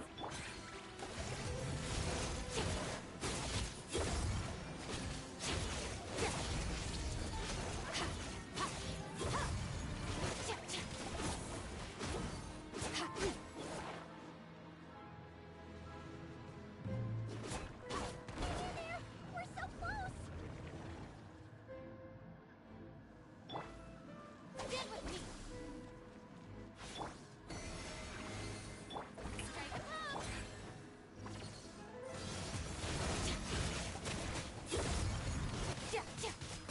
Mine to wield.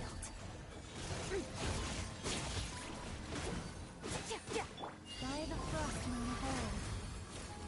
Branch into song. Our bond is strong!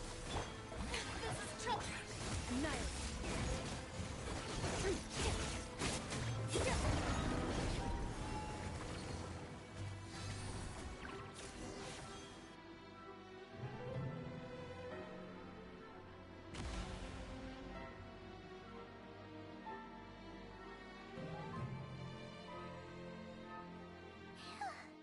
The iridescent moon's marrow, still burning away like an undying flame, yet now contaminated by the abyss.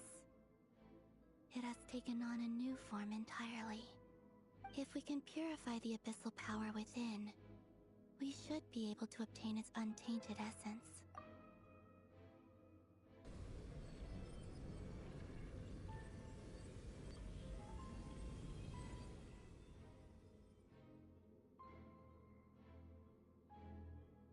It's so cold.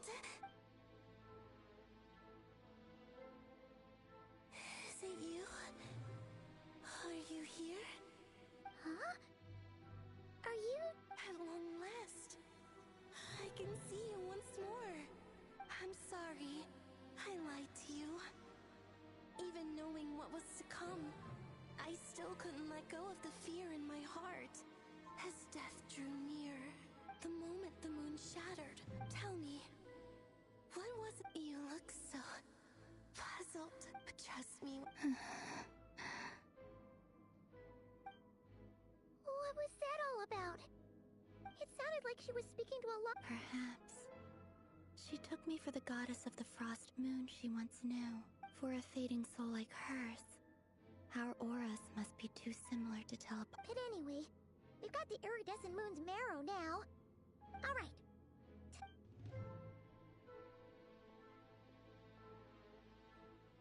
That's odd. This place looks different than when we came in. Waning moon, Huh? oh lifeless damsel. Oh.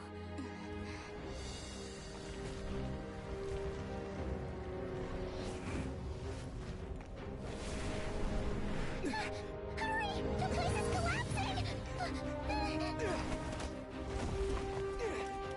It wants to trap us here. Who's it? The abyss? Now we've taken the moon marrow. no mercy. Give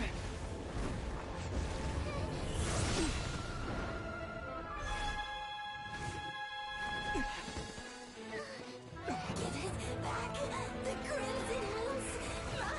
My marrow! My heart!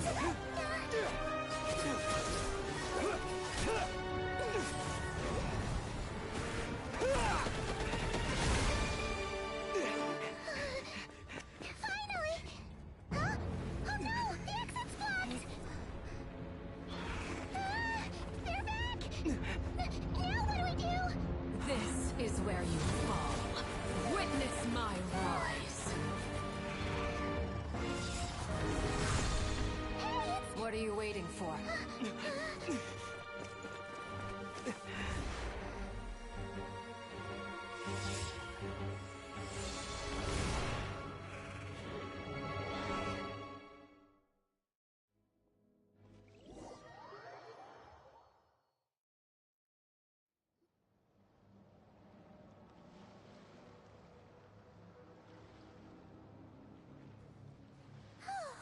Wait, was that you, Arlecchino? Did you save us? Wait, your hands! They're... Oh, this? Don't worry. It's a small price to pay. The Abyss wanted to trap you inside, and I defied its will by bringing you out. No wonder it's a little angry. No. I have paid the price, albeit a small one, and it cannot be undone. My hands have already fused with the Abyss. Purification would simply destroy whatever's left of them. But surely... Oh... We're so sorry, Arlecchino. Paimon can't believe you'd make a sacrifice like this for us. As much as I'd like to call it a favor, the truth is I was simply holding up my end of the deal. Well, Columbina. Yes, you did your part. And as promised, I will leave the iridescent moon's marrow in your care. From this day forth, may the two worlds' flames burn ever more brightly.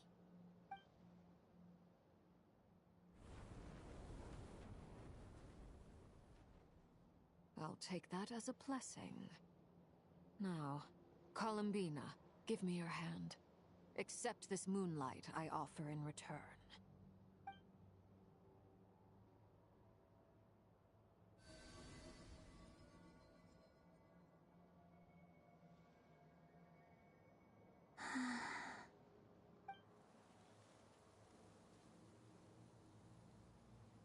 Feeling stronger? Hey, Columbina! Are you okay? I'm fine. Our powers are a little at odds, that's all. By the Frost Moon's authority alone, wielding the power of the other moons was always going to be a stretch. Still, I think it's fair to say that your strength has returned. At least to the level it was at as Third Harbinger. It's still not enough. There's no way I can hope to challenge Rayrear like this. Just one more ray of moonlight, if you would. It's okay. I can take it.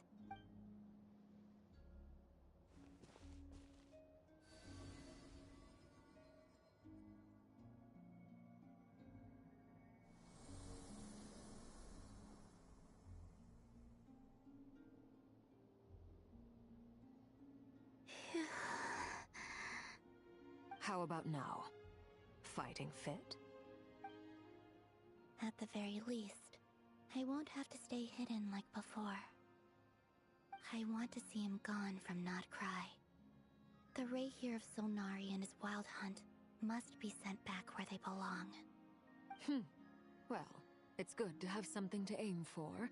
You certainly seem more alive now than you did earlier. When I first met you, you didn't strike me as a ray of moonlight. More like a wisp of fog drifting in from who knows where, ready to scatter at the first sign of a breeze. But now, you're full of vitality. Just like the Frost Moon, once the brightest of them all. May you keep shining, Columbina. This is who you are. Thank you. Look after yourself too, Arlecchino. I know you have plans of your own, and that's why you're always seeking to grow stronger. But whatever you're after, don't let the Abyss take a hold of you. I do not wish to see you go down the same path as Revier. I appreciate the concern, Columbina. Although perhaps it's time you took a new name. A new name? Kutar, the Moon Maiden, Columbina. They're nothing more than code names. They describe who she is and the roles she's played, but they're not her real name. We often use code names in the House of the Hearth, too. But it's knowing your real name that keeps you grounded. All I'll say is this. Once you've defeated Reverie... All right, that's it from me. I'll get you back safely. You're the best! I appreciate the gesture. It speaks...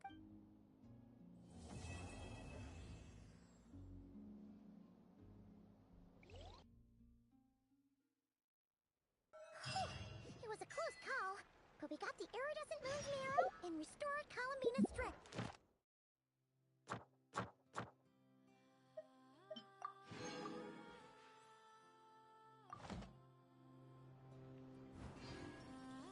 In other words,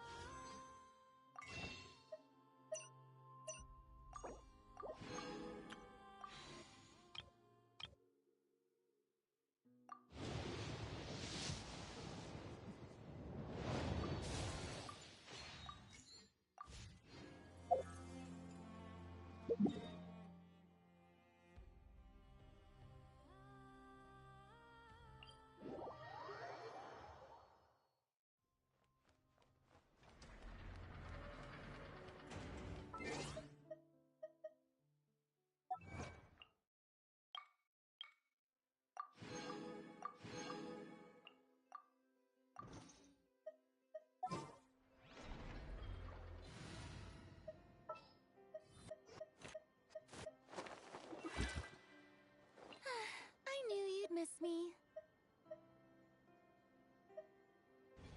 All things come to an end, even time itself.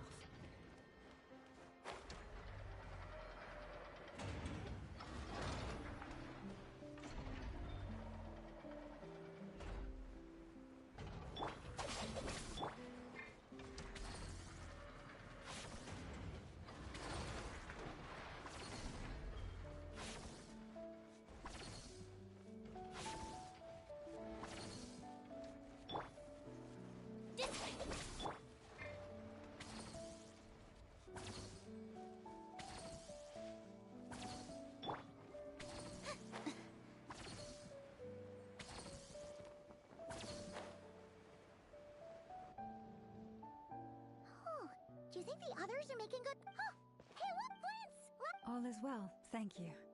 Nefer and Yehoda, I ran into Miss Anefa and Miss Aino on the way back. you seem rather... I certainly am. I achieved fighting alone can get quite tedious. But I had the good fortune to run into a pair of brave young warriors. We meet again. How have you been? Albedo! What are you doing here? Thankfully, tracking you down turned out to be a lot simpler than we envisaged. These two courageously lent me a hand while I was fighting the Wild Hunt. When they told me they were Servarka's colleagues, it all made sense. And given how people of outstanding talent tend to cross paths, it's no wonder you're already acquainted. So, who's your travel buddy, Albedo? Why don't you come and introduce yourself?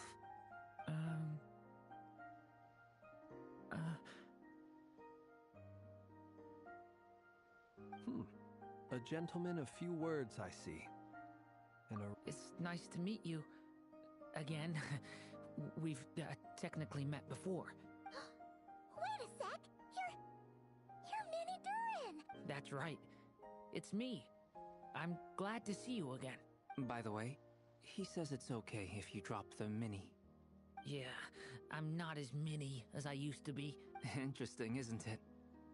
The first step towards blending into human society appears to be reflecting on whether one's name really reflects who they are. Wow! You look so different! Thank you, Paimon. And although you're as mini as ever, I understand that diminutives don't always convey endearment. I'll be sure to simply call you Paimon, as a— Wow, you're such a smooth talker now. Paimon could get used to this. From now on, you may Personally, I think our little Paimon is the perfect size. When people call her Little Paimon, it's just because she's so— You're absolutely right, Miss Lauma. My brother still has a long road ahead of him when it comes to understanding human relationships. Anyway. Uh-oh. People are talking about me. Hope it's nothing negative. Judging from your expressions, I'm guessing it all went well? It's getting crowded here. I'll go grab some chairs. No need. This is a job for an alchemist. I'll whip some up momentarily. Thank you for your hospitality, ladies and gentlemen, but I was merely escorting my friends back. I'll be meeting Sandrone shortly, as we still have some things to discuss. It's been a pleasure, everyone. But this is where I'll say goodbye. We really appreciate your help. Oh, come on. Spare the formalities. I'm just glad I could help out some true friends. I understand. Well, bye for now, Harlequino. Oh, this place is hopping. It's probably a good thing one of us left. Otherwise, we might not fit all these people in. Are you saying we're about to run out of chairs? As a matter of fact, I am. Come on in and see for yourself.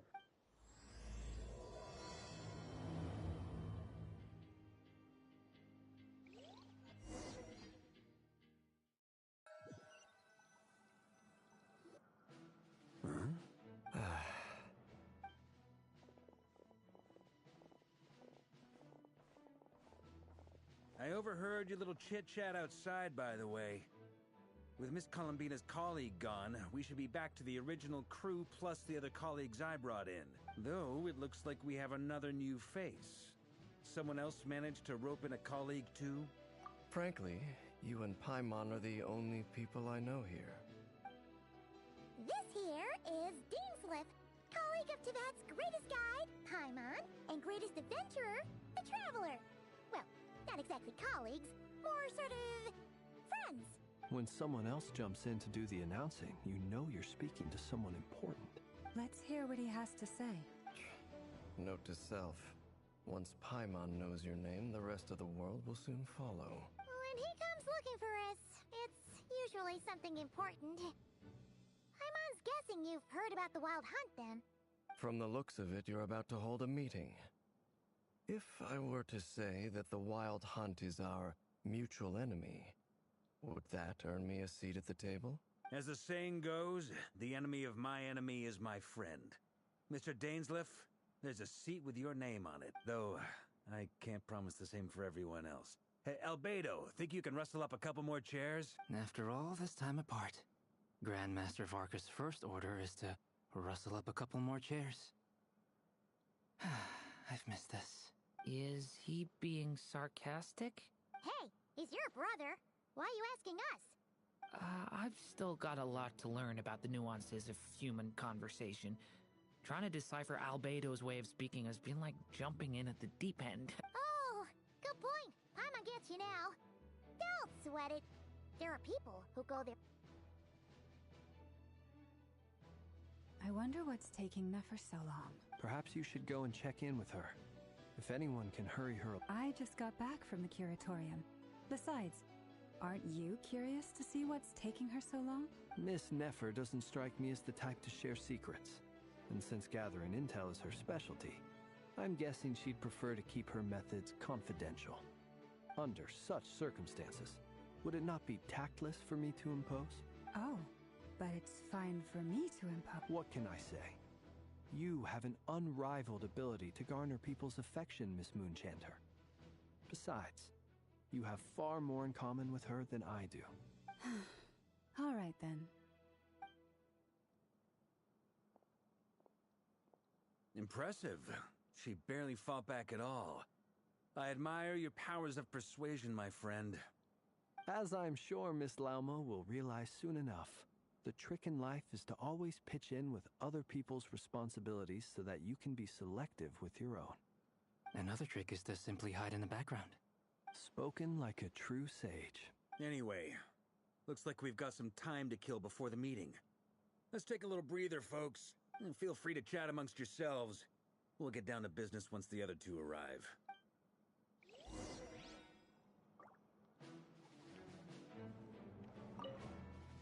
You're both awfully quiet. Why don't I start us off with an icebreaker? Much obliged. Have either of you ever had your portrait painted? If not, I'd be glad to help. That sounds like a lovely idea. You know how to paint, then? I dabble occasionally. He's an excellent painter. Tables, chairs, people, dragons, you name it. He'll paint it for you. I'm flattered. If I ever get the chance, I'd like to give it a try myself. I'll bear that in mind.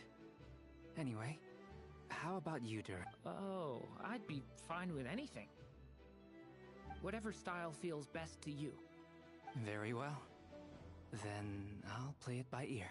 You can replicate any style I want? I can try. If you show me a sample, I'll do my best to match it. Thank you. In that case, I'll dig up some reference material for you.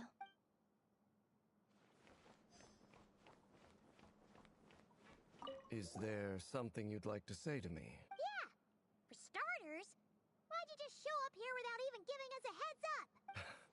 If you think back to our previous interactions, you may recall that that's hardly out of character for me. You do have a point there. Oh yeah, you'll need to find somewhere to stay the night too, right? Want to tag along with us? You never know. We might get a group discount. Sure, let's do that. Great! Paimon will handle it. And in return, we can get Dainslift to be our very own personal... If that's what you had in mind, you should have said so sooner. I'd be happy to help. Oh, okay then. Paimon was only kidding, but good to know. Anyway, since we're all here together, we might as well watch each other's backs. That's just what friends do, right? Indeed. Thank you.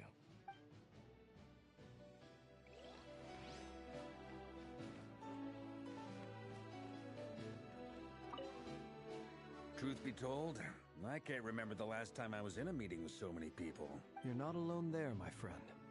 The Lightkeepers also struggle to bring everyone together for a serious discussion. I don't doubt that. I've only ever met two Ratniki, one being you, and the other being that young guy, Eatlua. Eatlua is a good apple. I'll give him that. He's kind, honest, and regularly delivers supplies to my lighthouse. So you're what? A fake Ratnik?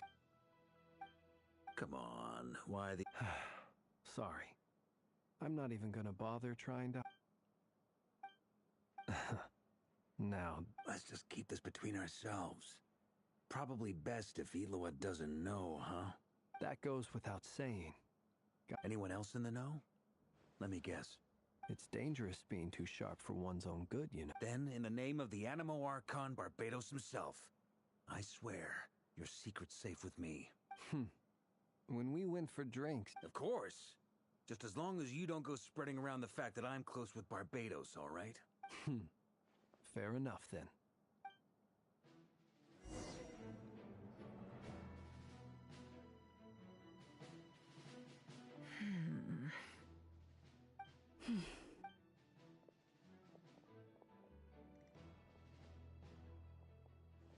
Ah, Miss Nefer. You made it after all. But what about Yehoda? I'm here to give you an update on how things are going on our end. Once this is over, I'll be heading straight back to continue my work. I left Yehoda back at the Curatorium to watch over things while I'm gone. Huh. So much for just this once. Shh! Not so loud! We're on a roll here. What if she remembers? Did you say... Huh? I didn't say anything. Right, Flints? Must have been a frog. They get so noisy around here at nighttime. It's like they're putting on a concert in the background. Anyway, before we begin, there's a few introductions to make. Let me start by saying that it's an honor to be speaking before so many distinguished colleagues and collaborators. First up, we have Miss Lauma. As Moon Chanter, she's the leader of the Frost Moon Scions, a local religious community in Nodcry. Then there's Miss Nefer, boss of the Curatorium of Secrets, and intel gatherer extraordinaire. Nefer is leading the investigation into Rerer's background, assisted by Yehoda and Lauma. From the little I've heard, they're making some great progress. Over here, we have Mr. Flintz, a ratnik and guardian of the abandoned lighthouse. In our last operation, he courageously distracted the Wild Hunt to buy time for the rest of us. For those of you who've never met, this is Mr. Albedo, a renowned alchemist and captain of the Knights of Favonius investigation team. By his side is a new face for us all, myself included, Mr. Durin, who's come to lend his aid. Next up, we have the Moon Maiden and former Fatui Harbinger, Miss Columbina. Then we have the Traveler, who's earned more titles than I could possibly hope to list out, so I'll spare you the rundown. And Paimon, the ultimate travel companion and quite possibly the best guide in all of Tevat. Wow! That's a lot of people! Miss Nefer, it looks like you might have another job coming your way, so, congratulations on the booming business, I guess. You think I haven't got enough on my hands as it is? Who's looking for me now? That would be me, Miss Nefer. I have a commission for you. And you are? Who I am doesn't matter right now. What does matter is that I'd like you to gather more intelligence about the Recher of Solnari. Well, it's not as if we never take on anonymous commissions. But in your case, I'll have to decline. I'm gonna take a wild guess and say your job's probably more hassle than it's worth. Something about you seems like bad news. It's my eyes, isn't it? Conrian, I assume. And what's with the mask? Are you trying to hide your identity? In any case, the fact that you're even still alive raises an awful lot of questions for me. My name is Dainsleif. And yes, I am from Conria. As I'm sure you're aware, the Recher of Solnari's real name is Rerir. He was once an acquaintance of mine. Really? Then you must have been quite an influential figure yourself. You flatter me, but none of that matters anymore. My point was simply to clarify why I have asked Miss Nefer to investigate Rerir's background. So you're both from Conria, and it sounds like you used to be friends? What am I missing here? Surely you already know how he became one of the Five Sinners. I'll tell you everything I know. The history of Conria, the names and identities of the Five Sinners.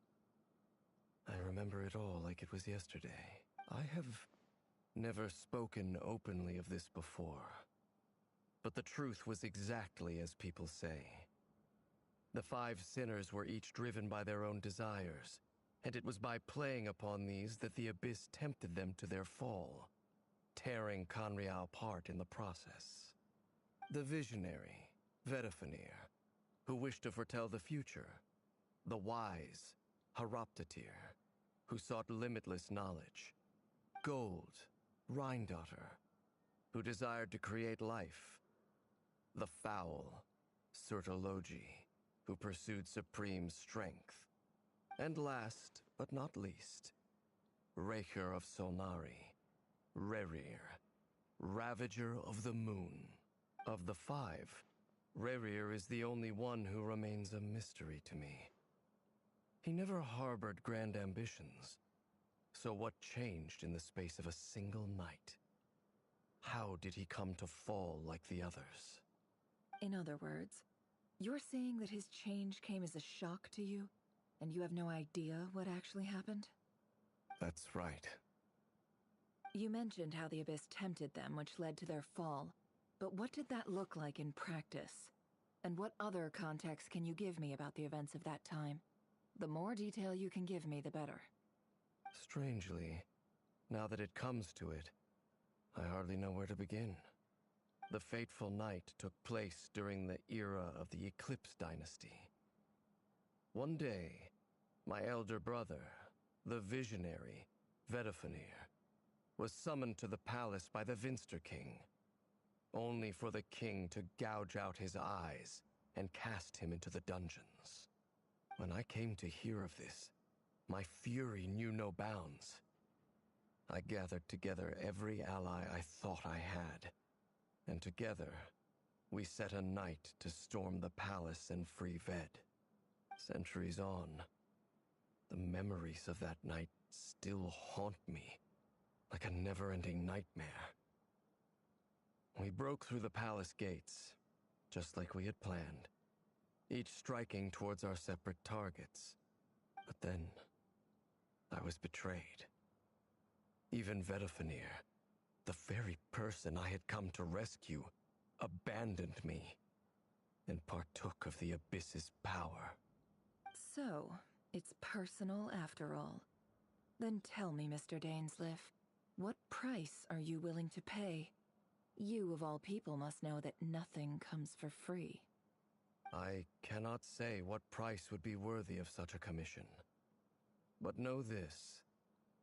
Rerir was not always a madman. Believe it or not, there was a time when he was just an ordinary man, working for the Conrian Intelligence Service. Uncovering the truth of Rerir's past is the only way to unravel this mystery.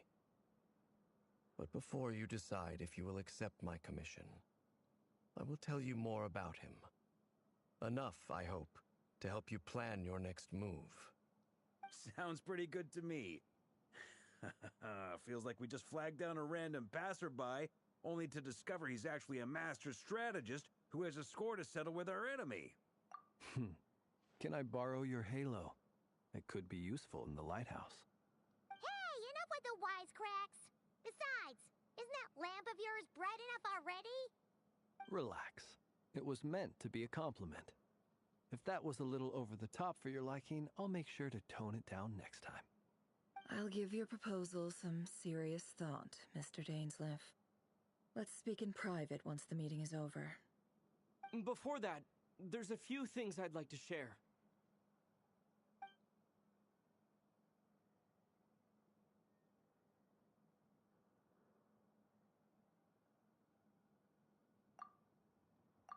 Now that we've united the hearts of the three moons, your power should be greatly enhanced. But it seems like that hasn't happened yet? I believe it will take a little longer. You've done so much for me, so I want to be completely honest with you all. Even though I'm doing a lot better now, the truth is, my recovery will likely be an ongoing process. From the moment I was born, my power has been slowly ebbing away. And that is because Tevat has never accepted me. Even with the moons united as one, it seems my rejection cannot be undone. So far, I have yet to find a solution. It may turn out to be a problem that will plague me until the day I finally leave this place behind. Even so, I will do everything in my power to help you drive out the Rayhir of Solnari. As Arlecchino put it, this is not about chasing the spoils of victory. It's just a gesture of heartfelt gratitude. Kutar.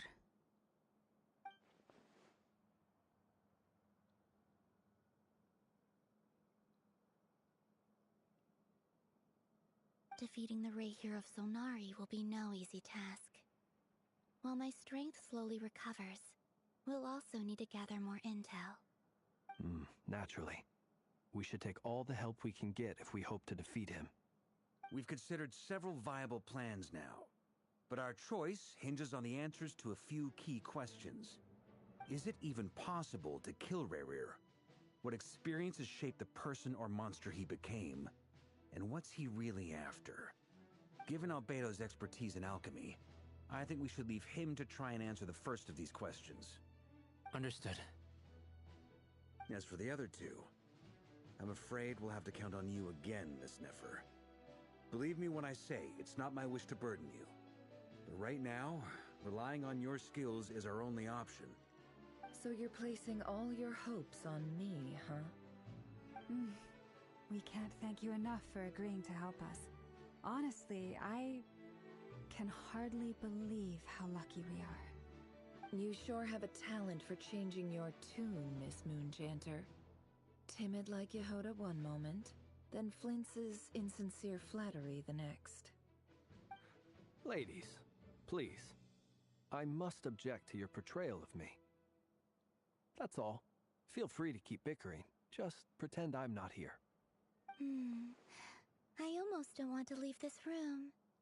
I'm curious to see how this plays out. I have faith in you, Miss Nefer. Something tells me you'll stand by us until the very end. Oh? And what makes you so sure of that? What if I suddenly decide that my compensation is insufficient? This isn't about the money.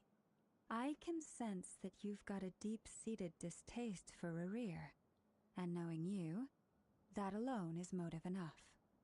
Look at them getting along so well. Like two peas in a pod. And I'm the one they accuse of insincere flattery. There is no justice. Miss Lauma, you have to understand something. Unlike you, I don't actually enjoy having everyone's hopes on my shoulders. Is that right? Well, maybe the fact that I'm willing to put my hopes in other people says more about me than you. But the fact is, I also trust you.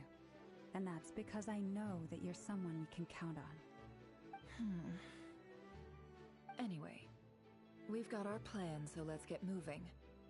Mr. Dainsleif, let's talk. And Traveler, once we're finished, if you've nothing else planned, I'd like you to come with me. This whole experience is teaching me a lot. For instance, I now know that when other issues come up in the future, I'll have far more luck getting Lauma to convince Miss Nefer than trying to do it myself. Hate to say it, friend, but that's one of the funniest things I've heard in a while. Why? You think I've got it wrong? Quite the opposite. But what makes it so hilarious is how long it's taken you to realize.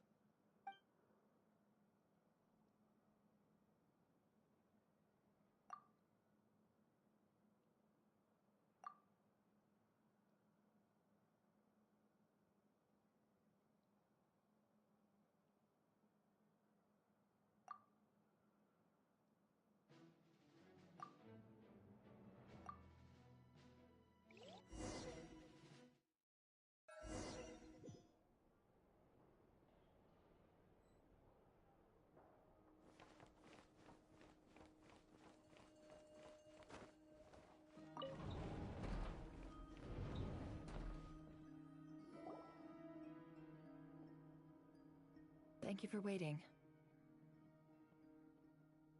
It's okay. We actually used the time to help Dainsleif get a room at the hotel. That's very considerate of you. Now, I trust you share my curiosity about Rerir's past, and you seem fairly familiar with Mr. Dainsleif already. We spoke at some length after the meeting. He was the one who suggested I should invite you to join this operation. He feels confident that these secrets will be safe with you. Dane has a lot of faith in us, that's for sure. Likewise. I appreciate that you got right on board without interrogating me about why I invited you.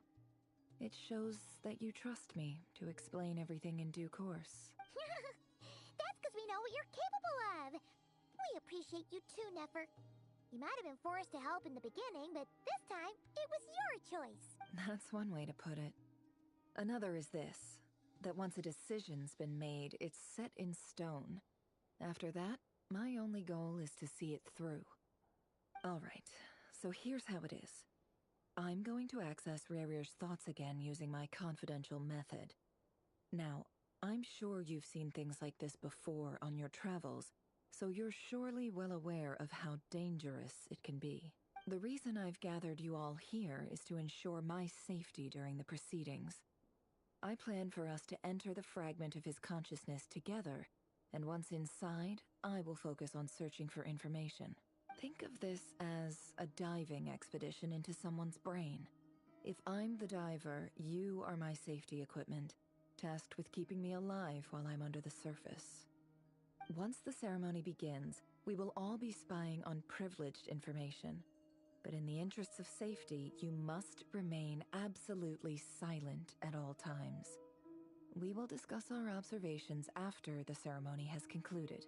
Lastly, any individuals of a weaker constitution are advised not to partake in the ceremony. In any case, Paimon has her own job to do, which requires staying in the room but not joining the ceremony.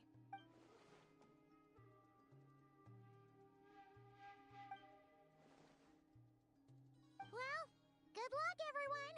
Sounds like all Paimon can do is cross her fingers and root for you guys. There's a little more to it than that. I was being serious when I said you have a job to do. While the rest of us are inside Rarir's mind, it's imperative that we have a team member on the outside. In the event that something goes wrong, you will be our first responder. I don't anticipate any issues, but the extra level of safety will be greatly appreciated. I second that. This is a dangerous operation here, and you're our whole rescue team. That's pretty much the most important job in the crew. So, Paimon's like the Good. Please.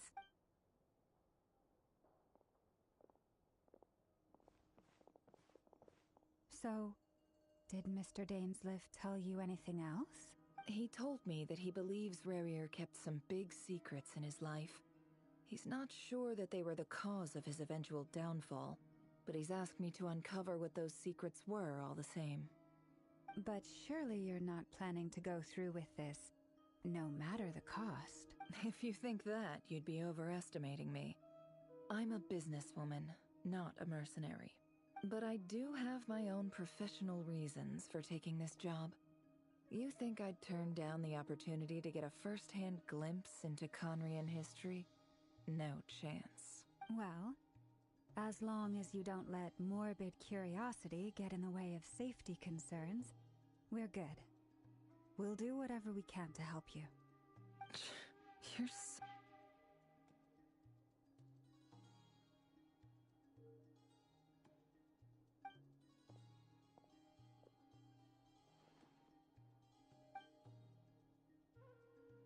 All right, I'm good to go. All set over here, too. Promise, Paimon, you'll be extra careful. All right. Let your whole body relax. We're about to begin. Close your eyes.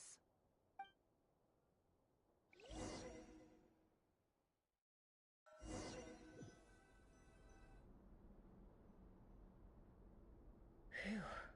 Could this be his office? Pretty standard setup.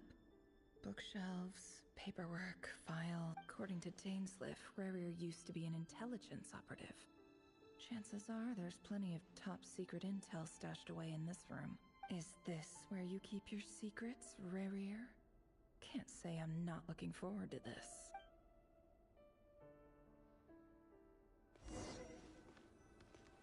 He looks even gloomier than last time. I wonder what's changed.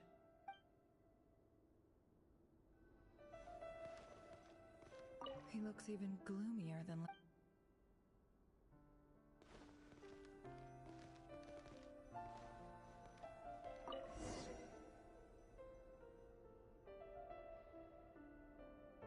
Today's files are in. Time to wade through them, just like usual.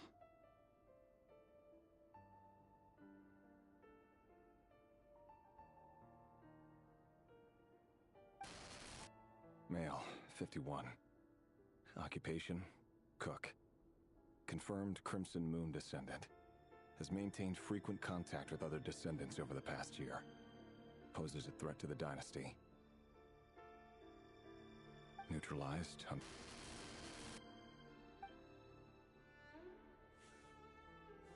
This one should be archived under purged targets.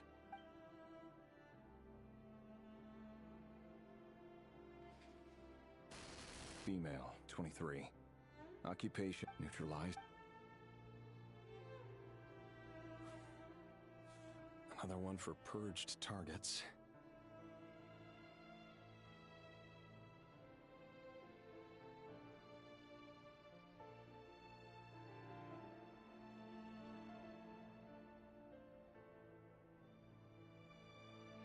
Sounds like she was that other man's daughter. Never mind.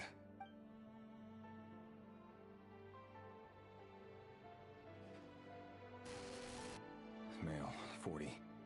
Occupation, teacher. Confirmed Crimson Moon neutralized on... Just another nobody for the archive. Come to think of it, I remember surveilling this man. A case like his never would...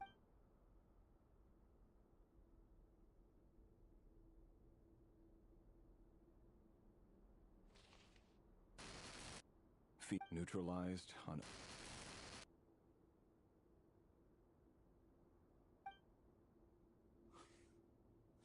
Filed. I have no recollection of this girl. None whatsoever. Female, neutralized and... Filed.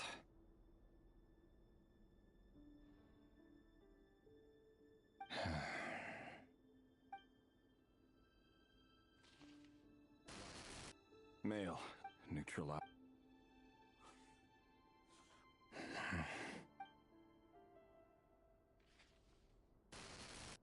Male.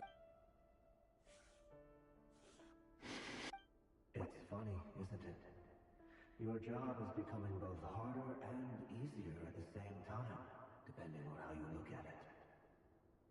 Sooner or later, the Crimson Moon descendants will be completely wiped out. But as their numbers dwindle, they become harder and harder to track down. That's not how it is. Fortunately, however, most of the able-bodied adults have already been taken care of. The remaining weaklings will be increasingly easy to deal with. No! No. My job is to ensure the survival of the Eclipse Dynasty. And the only way to do that is by eliminating any and all potential threats. It's a perfectly legitimate line of work. Every single one of my colleagues can attest to my fairness. And if my friends were aware of the facts, I know they'd back me up too. Assuming, of course, that they were aware of all the facts.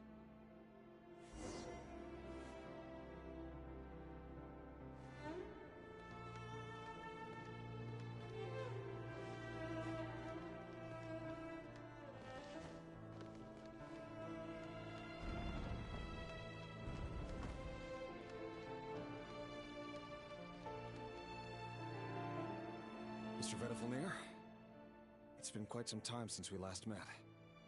Revir, I trust you're here because you have... Tell me. It is indeed within my... I was just thinking... That isn't a lot. Ever since that... Does it feel... I'm afraid the notion... You fear... That's right. The burden of prophet... So who exactly do... Or rather... You're closer... You say that as though... You are... Let me offer you some advice. And I say this not